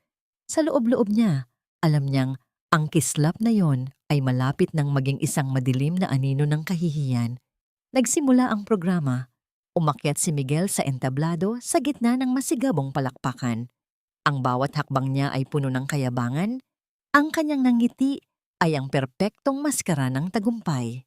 Ladies and gentlemen, panimula ni Miguel, ang kanyang boses ay umaalingaw-ngaw sa buong ballroom sa tulong ng mga malalaking speaker. Ang biyahe kong ito sa London ay hindi lamang para sa kumpanya, kundi para sa pangarap ng pamilya ko. Ngayong gabi, Ipapakita ko sa inyo ang bunga ng ating pagsisikap. Nagdilim ang paligid. Ang tanging liwanag ay nagmula sa malaking screen sa likuran ni Miguel. Ang banayad na panginginig ng malaking projector ay nagbadya ng pagsisimula ng presentasyon. Inasahan ng lahat ang mga larawan ng London Bridge, ng mga boardroom sa United Kingdom at ng mga pinirmahang kontrata. Ngunit ang unang lumitaw ay hindi ang London. Isang malinaw na video ang bumungad sa screen. Isang kuha mula sa CCTV ng Suite 802 ng mismong hotel na ito. Makikita roon si Miguel na masayang pumapasok sa silid. Bit-bit ang mga shopping bags mula sa mga mamahaling butik sa Makati. Kasunod si Celestina. Ang petsa sa gilid ng video ay ang mismong araw na sinabi ni Miguel na nasa loob na siya ng eroplano patungong Inglaterra. Ang bulong-bulungan sa loob ng ballroom ay tila isang dambuhalang alon na unti-unting lumalaki. Ang bawat mata ay lumipat mula sa screen patungo kay Miguel na ngayon ay nakatayo sa gitna ng entablado, tila isang rebultong na bigla at hindi makagalaw. Ang kanyang mukha ay nawalan ng kulay, naging kasing puti ng kanyang polo shirt. Ano to? Patayin niyo yan! Sigaw ni Doña Purificacion mula sa kanyang upuan. Ang kanyang boses ay puno ng panginginig at galit. Ngunit hindi huminto ang presentasyon. Kasunod ng video ay ang malalaking dokumento ng bank transfers mula sa kumpanya ni Miguel patungo sa kumpanyang CV Logistics Solutions, isang kumpanyang pagmamay-ari ni Celestina Villafuerte. At ang huling lumabas, ang pinakamasakit na lahat, ay ang malaking larawan ng resibo ng kwintas na suot ni Celestina. Kalakip ang dedikasyon ni Miguel na nagsasabing si Celestina ang kanyang one and only. Sa ibabaan ng lahat ng ebidensya, lumitaw ang malalaking titik na kulay pula. Magaresibo ng kataksilan. Humarap si Wenny sa entablado. Ang kanyang bawat hakbang patungo sa gitna ay puno ng dignidad. Ang katahimikan sa loob ng ballroom ay naging napakabigat. Tila ba ang bawat hininga ay tumigil upang panoorin ang pagbagsak ng mga arandya. Hindi ko akalaing ang London ay nasa Suite 80. Dalawa lang pala ng hotel na ito, Miguel. Ang boses ni Wenny, bagaman mahina, ay tila isang kulog na yumanig sa buong silid dahil sa gamit niyang mikropono. Sana ay sinabi mo sa akin para hindi na ako nagpakapagod na tahiin ang vest na suot mo ngayon para sa isang business trip na kailanman ay hindi nangyari. Tumingin si Miguel sa kanyang asawa. Ang kanyang mga mata ay puno ng matinding takot at puot. Wenny, anong ginagawa mo? Sinisira mo ang lahat. Hindi ko sinisira ang lahat, Miguel. Tugon ni Wenny nang may malamig na ngiti habang ang mga flash ng kamera ng mga mamamahayag ay walang tigil sa pagtama sa kanilang mga mukha. Ipinapakita ko lang ang totoong halaga ng katapatan na itinuro niyo sa akin. Sa gitna ng kaguluhan, lumapit ang ilang kalalakihang nakauniforme, mga audit officers ng kumpanya at mga kinatawan ng batas. Ang bawat yabag ng kanilang mga sapatos sa marmol na sahig ay tila tunog ng hatol. Naramdaman ni Wenny ang isang kakaibang ginhawa, ngunit sa gitna ng kanyang tagumpay, nakita niya ang kanyang biyenan na si Doña Purificacion na dahan-dahang bumabagsak sa upuan habang hawak ang kanyang dibdib. Ang mukha ay puno ng matinding pait. Kasabay nito, marahas na hinawakan ni Miguel ang braso ni Wenny. Ang kanyang mga kuko ay bumaon sa balat nito. Akala mo ba matatapos ito ng ganito lang? Bulong ni Miguel. Ang kanyang boses ay tila isang ahas na naglalabas ng lason sa gitna ng hiyawan ng mga tao. Wala kang mapupuntahan. Wenny, sisiguraduhin kong wala kang matitirang kahit ano pagkatapos nito. Ang bawat segundong lumilipas ay tila isang mitya na muling nagniningas. Habang ang mga mamamahayag ay nag-uunahan sa entablado at ang mga security ay pilit na kumokontrol sa sitwasyon, isang matalim na tanong ang nanunuot sa isipan ni Wenny. Ang tagu wala ng paliwanag, Miguel. Ang mga numerong ito ang nagsasalita para sa kumpanya at ang mga larawang ito ang nagsasalita para sa dangal mo. You are terminated. effective immediately. Ang boses ni Mr. Hernandez, ang chairman ng board, ay tila isang hatol ng bitayan na yumanig sa buong ballroom. Ang bawat salita ay may bigat ng bakal, nilulunod ang anumang tangkang pag-apela ni Miguel. Sa paligid, ang mabilis na pagpikit ng mga flash ng kamera mula sa mga mamamahayag ay tila mga kidlat na tumatama sa mukha ni Miguel. Inilalantad ang bawat hibla ng kanyang takot at kahihiyan.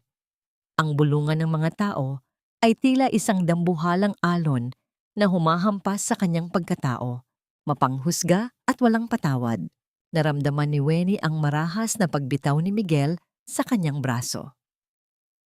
Ang lalaking dati ay tila isang higante sa kanyang paningin ngayon, ay tila isang munting bata na nawawala sa gitna ng bagyo. Nakita niya ang paglapit ng dalawang lalaking nakabarong, ang mga kinatawan ng Audit Department at ang mga opisyal mula sa National Bureau of Investigation. Ang tunog ng kanilang mga sapatos sa makintab na sahig ay tila isang martilyo na tumatama sa kuko. Bawat hakbang ay paglapit ng katarungan. Mr. Arandia, kailangan nating pag-usapan ang mga peking invoices at ang paglipat ng pondo sa CV Logistics.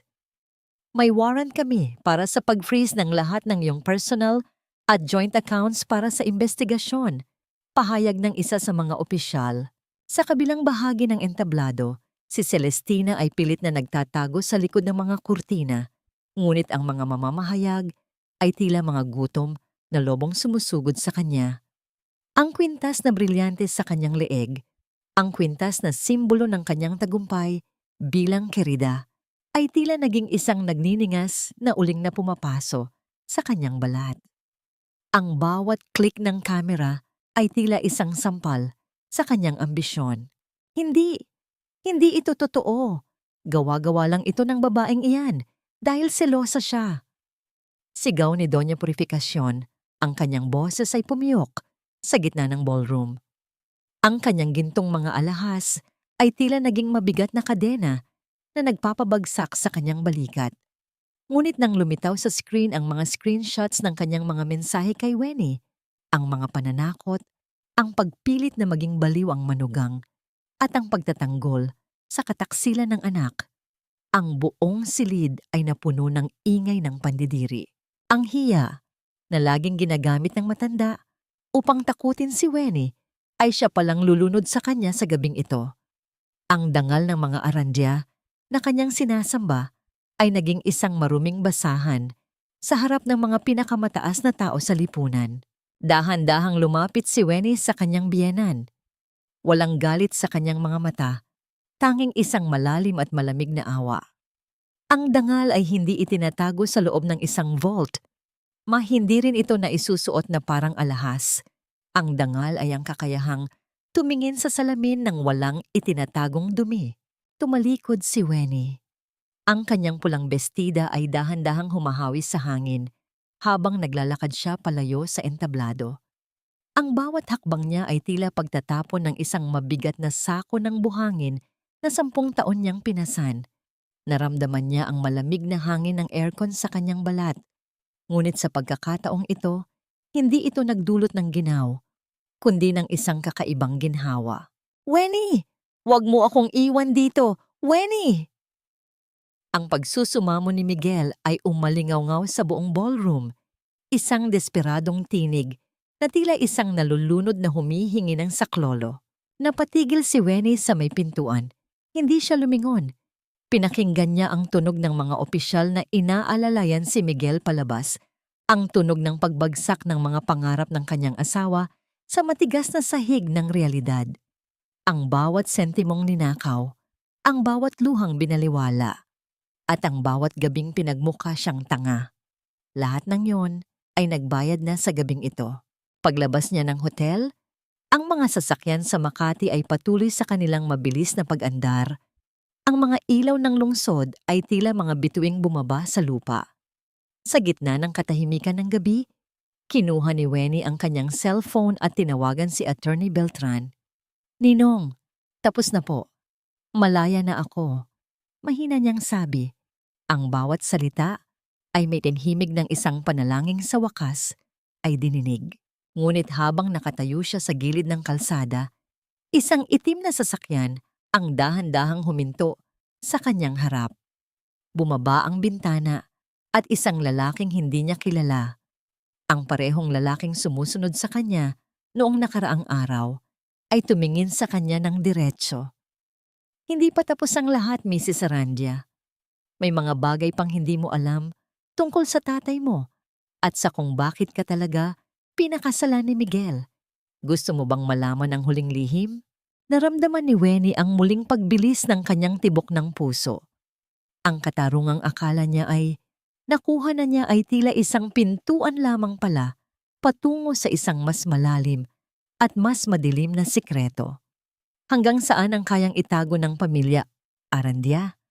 At ano ang kinalaman ng kanyang yumaong ama sa yaman na pilit na kinakamkam ng kanyang asawa? Ang paglubog ng araw sa Makati ay tila isang malaking tabing na dahan-dahang bumababa sa entablado ng nakaraang gabi. Sa ilalim ng nagbabagong kulay ng langit, si Wenceslada ay naglalakad sa mga pamilyar na kalsada, ngunit sa bawat hakbang, nararamdaman niya ang kakaibang gaan sa kanyang mga balikat. Wala na ang bigat ng kasinungalingan, ngunit napalitan ito ng bigat ng isang bagong tanong na tila isang aninong sumusunod sa kanya. Ano ang huling lihim na itinatago ng kanyang yumaong ama at bakit ito konektado sa pamilya Arandia? Sa kanyang pag-uwi, isang katahimikan ang sumalubong sa kanya. Ang kanilang condo unit na dating puno ng ingay ng pagluluto at mga utos ni Doña Purificacion ay tahimik na ngayon, tila isang kabaong na walang laman. Ang mga gamit ay nakakalat at ang isang sulat mula sa NBI ay nakapatong sa mesa. Nagdedeklara ng pag-freeze sa lahat ng ari-arian. Pagkaraan ng 3 araw, mabilis na kumalat ang balita. Si Miguel Arandia, na dating ipinagmamalaki ng kanyang kumpanya, ay kinasuhan ng estafa at pagnanakaw ng pondo. Si Celestina Villafuerte ay nahaharap din sa kasong pandaraya dahil sa pagiging dami ng kumpanya. Ngunit ang pinakamabigat na pinsala ay natamo ni Doña Purificacion. Ang kanyang mga kaibigan sa alta sosyedad ay tinalikuran na siya. Ang kanyang pangalan ay naging kasing kahulugan ng kahihiyan sa mga pahayagan at social media. Ang pagbagsak ng mga Arandia ay naging isang pambansang usapan, isang trahedyang pinapanood ng lahat. Sa loob ng ilang linggo, naging abala si Wenny sa pag-aasikaso ng mga legal na dokumento.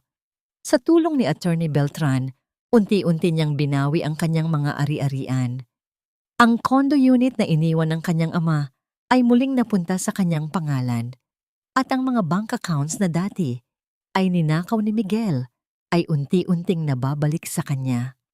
Ngunit sa bawat pagbawi niya ng material na bagay, nararamdaman ni Wenny ang isang puwang sa kanyang puso na hindi kayang punan ng anumang yaman. Isang araw, habang inaayos niya ang mga lumang gamit sa kanyang kondo, nakita niya ang isang maliit na kahon na nakatago sa ilalim ng kanyang lumang kama. Hindi niya maalala kung kailan niya ito huling nakita. Punong-puno ito ng mga lumang larawan at mga liham mula sa kanyang yumaong ama. Habang binubuksan niya ang kahon, naamoy niya ang amoy ng lumang papel at ang pamilyar na bango ng kanyang ama. Sa ilalim ng tumpok ng mga liham, may nakita siyang isang selyadong sobre. Nakasulat doon ang pangalan niya at ang sulat kamay ng kanyang ama. Dahan-dahan niya itong binuksan. Ang kanyang mga daliri ay nanginginig sa pag-asa at kaba. Ang liham ay isinulat ng kanyang ama ilang buwan bago ito pumanaw. Sa liham, isinalaysay ng kanyang ama ang isang malalim na lihim. Matagal nang alam ng kanyang ama ang masamang ugali ng mga Arandia. Dati raw itong nagtrabaho bilang accountant sa kumpanya ng mga Arandia noong bata pa si Miguel. Nakita niya ang katiwalian at ang paglustay ng mga pondo ng pamilya. Iyon ang dahilan kung bakit siya umalis at pilit na itinago ang kanyang pamilya mula sa kanila. Ngunit ang pinakamasakit na bahagi ng liham ay ang sumunod. Isinalaysay ng kanyang ama na si Miguel Arandia ay matagal nang may gusto sa lupang kinatitirikan ng kanilang condo unit. Isang lupa na may malaking halaga dahil sa strategic location nito. Sinadyang lapitan ni Miguel si Wenny at pakasalan siya, hindi dahil sa pag-ibig, kundi dahil sa paghahangad sa ari-ariang yon. Ang buong 10 taon ng kanilang pagsasama ay isang malaking panggagamit lamang. Anak, nag-iwan ako ng proteksyon para sa'yo sa pamamagitan ni Attorney Beltran. Patawarin mo ako kung hindi ko ito naibunyag ng mas maaga. Natatakot ako para sa'yo at sa iyong kaligtasan. Sana ay makahanap ka ng lakas upang bumangon at itayo ang sarili mong buhay malayo sa mga anino ng pamilyang ito. Tandaan mo, ang pagmamahal ko sa iyo ay walang hanggan. Nang makatapos si Wenny sa pagbabasa ng liham, wala nang luhang lumabas sa kanyang mga mata. Ang lahat ng emosyon ay tila tuyo na sa kanyang puso. Ang lalaking pinagsilbihan niya, ang lalaking ipinagtanggol niya sa kanyang isip, ay hindi pala nagmahal sa kanya kailanman. Siya ay isang piraso lamang ng ari-arian na kailangang kamkamin. Lumabas si Wenny sa balkonahe ng kanyang kondo. Ang lungsod ng Makati ay nagliliwanag sa gabi, puno ng mga ilaw na tila mga bituin sa lupa. Sa gitna ng lahat ng yaman at karangyaan, naramdaman niya ang isang matinding kalungkutan, ngunit kasabay nito ay isang pambihirang kalinawan. Ang pagbagsak ng mga Arandia ay hindi ang kanyang tunay na tagumpay. Ang pagbawi ng kanyang mga ari-arian ay hindi ang kanyang tunay na kalayaan. Ang tunay na tagumpay ay ang pagkilala niya sa katotohanan, gaano man ito kapait. Ang tunay na kalayaan ay ang pagpapatawad sa sarili, sa pagiging bulag, at ang paghahanap ng lakas upang simulan muli. Ngunit paano niya itatayo ang kanyang buhay mula sa abo ng isang pag-ibig na kailanman ay hindi nagkaroon? At paano niya haharapin ang kinabukasan na walang Miguel, walang Doña Purification, ngunit puno ng matatalim na alaala ng nakaraan? Ang amoy ng ginisang bawang at sibuyas na dati ay sumasakal sa hininga ni Wenceslada, ngayon ay naging isang matamis na simoy ng pag-asa. 6 na buwan ang lumipas mula nang gumuho ang mundo ng mga Arandia, at sa gitna ng mga abo ng nakaraang pagdurusa, isang bagong mesa ni Wenny ang umusbong. Hindi na ito isang karinderya sa gilid ng kalsada, kundi isang malinis at maliwanag na kainan na matatagpuan sa isang tahimik na kanto ng Makati. Ang mga dingding ng bagong mesa ni Wenny ay pininturahan ng kulay cream at ang mga lamesa ay yari sa matibay na kahoy, handog ni Attorney Beltran. Sa bawat sulok, may mga nakasabit na halaman na nagbibigay ng sariwang hangin at kulay. Ang dating kusinera na laging nakayuko ngayon ay nakatayo ng may dignidad sa kanyang sariling negosyo. Ang kanyang mga kamay ay abala sa pag-aayos ng mga order at ang kanyang bibig ay abala sa pagngiti sa kanyang mga customer. Ngunit ang mesa ni Wenny ay hindi lamang isang simpleng kainan. Ito ay naging kanlungan para sa mga kababaihang tulad niya, mga ina at asawang biktima ng pang-aabuso sa pinansyal, mga taong pinagmukhang mangmang ng kanilang mga asawa, at mga babaeng nawala ng boses sa sarili nilang tahanan. Si Lourdes, na dati ay isang hamak na housekeeper, ngayon ay manager ng mesa ni Wenny. Ang kanyang mga mata ay puno ng pag-asa at pagmamalaki. Ma'am Wenny, tapos na po ang accounting workshop natin sa linggo. Marami po ang gustong sumali. Masayang balita ni Lourdes habang isinusulat ang mga orders. Ngumiti si Wenny. Ang kanyang pagtuturo sa mga kababaihan kung paano mag-manage ng kanilang pera, kung paano magbukas ng sariling bank account, at kung paano basahin ang mga legal na dokumento ay naging bahagi ng kanyang pagpapagaling. Sa bawat aral na ibinabahagi niya, nararamdaman niya ang unti-unting paghilom ng kanyang sariling mga sugat. Ang bawat babaeng natutulungan niya ay tila isang refleksyon ng kanyang nakaraang sarili na ngayon ay binibigyan niya ng lakas. Isang araw, habang abala si Wenny sa pagluluto ng kanyang sikat na sinigang, Isang lalaki ang pumasok sa kainan. Matangkad ito, may malapad na balikat at may suot na simpleng polo shirt. Ang kanyang presensya ay tila isang tahimik na dagundong sa buong kainan. Ang kanyang mga mata ay naglakbay sa bawat sulok ng mesa ni Wenny. At huli ay tumama sa mukha ni Wenny na ngayon ay nakangiti. Habang hinahalo ang sabaw, napakunot ang noo ni Wenny. May kung anong kakaibang pamilyar sa mga mata ng lalaki. Hindi niya maalala kung saan niya ito nakita. Ngunit ang kanyang puso ay biglang kumabog ng mabilis.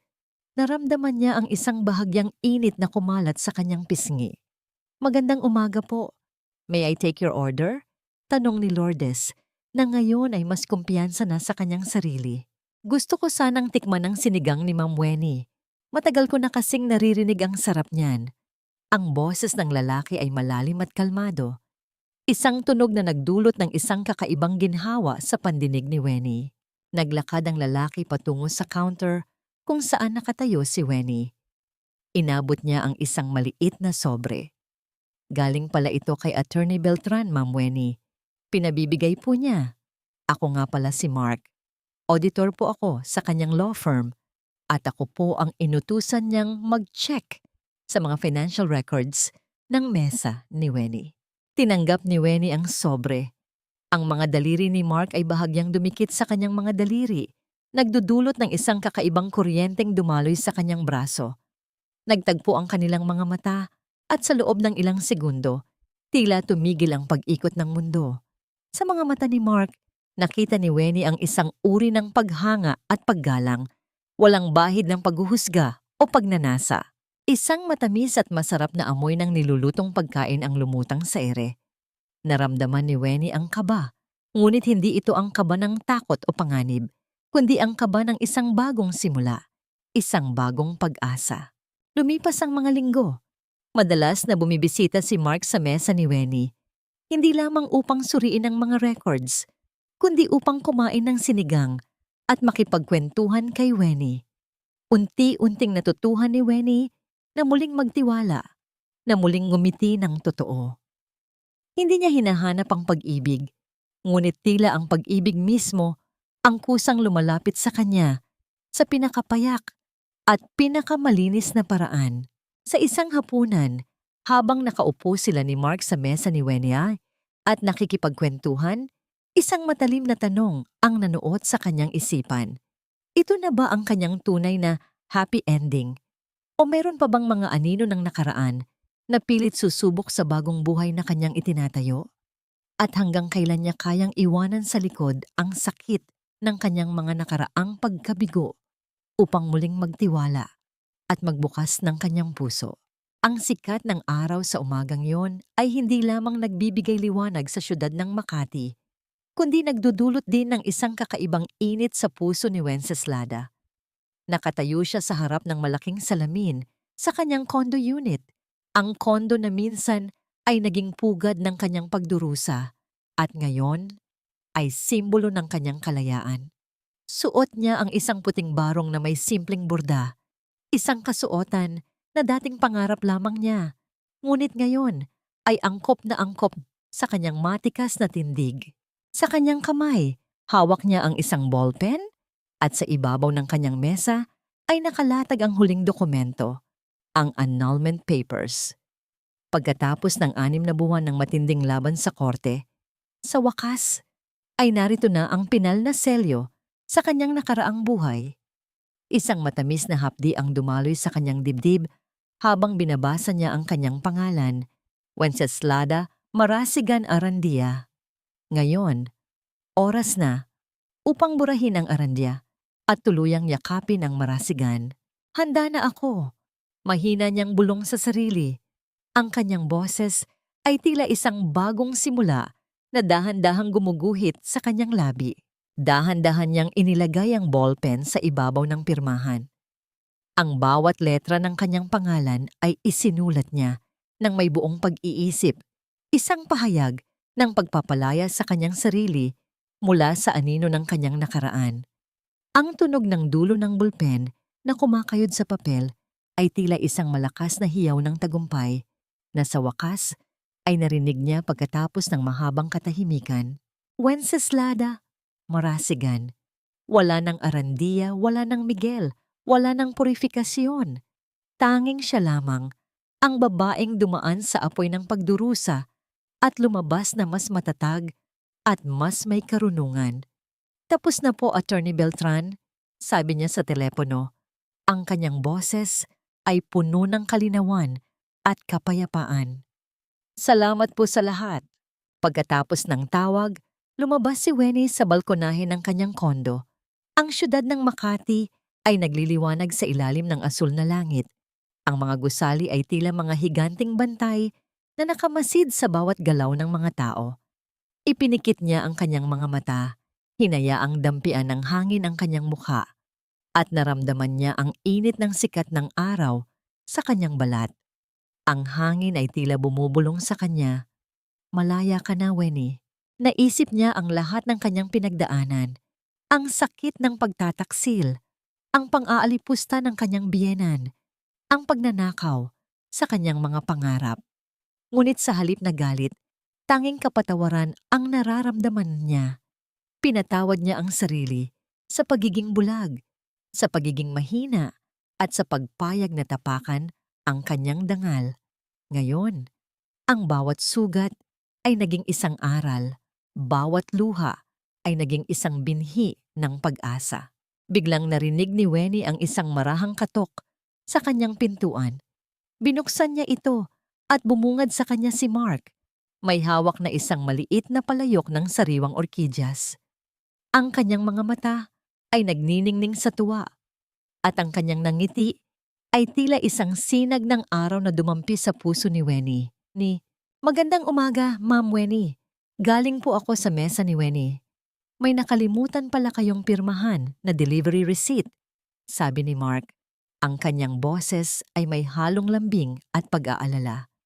Ngunit sa kanyang mga mata, may nakita si Wenny na mas malalim pa sa isang simpleng delivery receipt. Inabot niya ang palayok. Ang amoy ng sariwang lupa at ang bango ng orkidyas ay humalo sa hangin. Salamat, Mark. Hindi mo na sana inabala ang sarili mo. Wala po iyon. Gusto ko lang din po kayong batiin, sabi ni Mark. Ang kanyang mga mata ay nanatiling nakatitig sa mukha ni Wenny. Alam ko po na ngayong araw ang araw ng inyong paglaya. Maligayang bagong simula po, Wenny. Sa kanyang mga mata, walang paghuhusga, walang pagnanasa, tanging paggalang at paghanga. Naramdaman ni Wenny ang isang kakaibang ginhawa. Ang kanyang puso na matagal nang balot ng lamig at kirot, ngayon ay dahan-dahang lumalambot. Salamat, Mark, mahina niyang sabi. At sa pagkakataong ito, ang kanyang ngiti ay totoo. Hindi na isang maskara. Tumingin siya sa malawak na tanawin ng Makati, kung saan ang araw ay dahan-dahang bumababa sa kanluran, nagbibigay ng isang marilag na kulay kahel sa kalangitan. Hindi na siya nag-iisa, hindi na siya isang biktima. Siya ay si Wenceslada Marasigan, isang babaeng bumangon mula sa abo ng kasinungalingan, handang harapin ang bagong umaga ng may buong tapang at bukas na puso. Ang kanyang buhay ay hindi na isang kwento ng pagdurusa, kundi isang awit ng pag-asa. Ngayon, mas malinaw sa kanya na ang tunay na kaligayahan ay hindi matatagpuan sa pagmamahal ng iba, kundi sa pagmamahal sa sarili at sa tapang na ipaglaban ng kanyang dangal. Isang taon matapos ang gabing naging saksi ang buong Maynila sa pagbagsak ng mga Arandia, si Wenceslada Marasigan ay nakaupo sa gitna ng kanyang mesa ni Wenny. Pinagmamasdan ang mga ngiti ng kanyang mga customer at ang masiglang paggalaw ng kanyang mga empleyado. Ang araw na yon ay kanyang kaarawan at ang buong kainan ay puno ng sariwang bulaklak at mainit na pagbati. Ang amoy ng kape at ang matamis na bango ng ensaymada ay humahalo sa simoy ng hangin. Isang ritmo ng buhay na dati ay tila malayo sa kanyang mga pangarap. Sa kanyang harapan, nakaupo si Mark, ang auditor na naging higit pa sa isang kaibigan. Hawak nito ang isang maliit na cupcake na may isang maliit na kandila. Ang liwanag nito ay sumasalamin sa kanyang mga mata. Sa gilid, si Lourdes ay abala sa pagkuha ng larawan. Ang kanyang mukha ay puno ng matinding tuwa para sa kanyang mentor at kaibigan. Ang lahat ay tila nasa ayos na ngayon. Si Miguel Arandia ay kasalukuyang nakakulong, nahaharap sa mahabang sentensya dahil sa kanyang mga kaso ng estafa at pagnanakaw. Si Doña Purificacion ay nawalan ng lahat ng kanyang karangyaan at pilit na namumuhay ng tahimik sa isang lumang bahay sa probinsya, tinalikuran ng lahat ng kanyang pinaniwalaang kaibigan. Si Celestina ay nawalan din ng trabaho at reputasyon. Ang kanyang mga pangarap ay naging abo sa gitna ng kanyang sariling ambisyon. Ngunit ang pagbagsak ng mga Arandia ay hindi ang kanyang pinakamalaking tagumpay. Hindi. Hindi niya pinatawad si Miguel o si Doña Purificacion sa kanilang mga kasalanan. Ang pagpapatawad para kay Weni ay hindi nangangahulugang paglimot sa sakit o pagbibigay ng pangalawang pagkakataon sa mga taong sumira sa kanyang tiwala. Ang pagpapatawad niya ay para sa kanyang sarili, ang pagpapatawad sa kanyang pagiging bulag, sa kanyang pagiging mahina, at sa pagpayag na tapakan ang kanyang dangal sa loob ng 10 taon. Pinatawad niya ang sarili sa lahat ng luhang kanyang iniyak at sa bawat sakripisyo na kanyang ibinigay sa mga taong walang pagpapahalaga. Sa pagpapatawad na ito, natagpuan niya ang kalayaan. Ang kapayapaan ay hindi niya natagpuan sa katahimikan ng pag-iisa, kundi sa ingay ng kanyang mesa ni Wenny. Sa bawat ngiti ng customer, sa bawat salamat ng mga kababaihang tinulungan niya, at sa bawat barya na kumakalansing sa kanyang kaha, nararamdaman niya ang tunay na kapayapaan. Ang kanyang kusina ay hindi na isang silid ng pagkaalipin, kundi isang templo ng pag-asa at pagmamahalan. Natagpuan niya ang kanyang sariling boses, hindi sa pagsigaw, kundi sa pagtuturo at pagbabahagi ng kanyang mga aral. Ang pinakamahalagang aral na naiwan sa kanya ay ang katotohanang ang yaman ng mundo ay madaling kitain, ngunit ang dangal ng isang tao ay hindi kayang bilhin. Natutunan niyang ang tunay na halaga ng isang tao ay hindi nakikita sa kanyang pangalan, sa kanyang suot na alahas, o sa kanyang koneksyon sa mga mayayaman, kundi sa kanyang integridad, sa kanyang katapatan, at sa kanyang kakayahang bumangon mula sa abo ng pagkabigo. Ang bawat babaeng natutulungan niya ay isang patunay na ang sakit ay maaaring maging gasolina para sa isang bagong simula, at ang pagmamahal sa sarili ay ang pinakamahalagang pagmamay-ari. Binitawan ni Wenny ang mga alaala ng sakit. Sa kanyang tabi, nakahawak si Mark sa kanyang kamay, isang haplos na puno ng paggalang at pag-aalaga. Hindi ito isang laging masaya hanggang wakas na fairy tale, ngunit ito ay isang simula. Isang simula ang isang buhay na puno ng pag-asa, pagmamahal sa sarili, at ang tapang na itayo ang kanyang sariling kinabukasan. Ang araw ay unti-unting lumubog sa Maynila, nagbibigay ng isang marilag na kulay kahel sa kalangitan. Tumingala si Wenny at sa kanyang mga mata makikita ang isang bagong liwanag, ang liwanag ng isang babaeng sa wakas ay malaya na.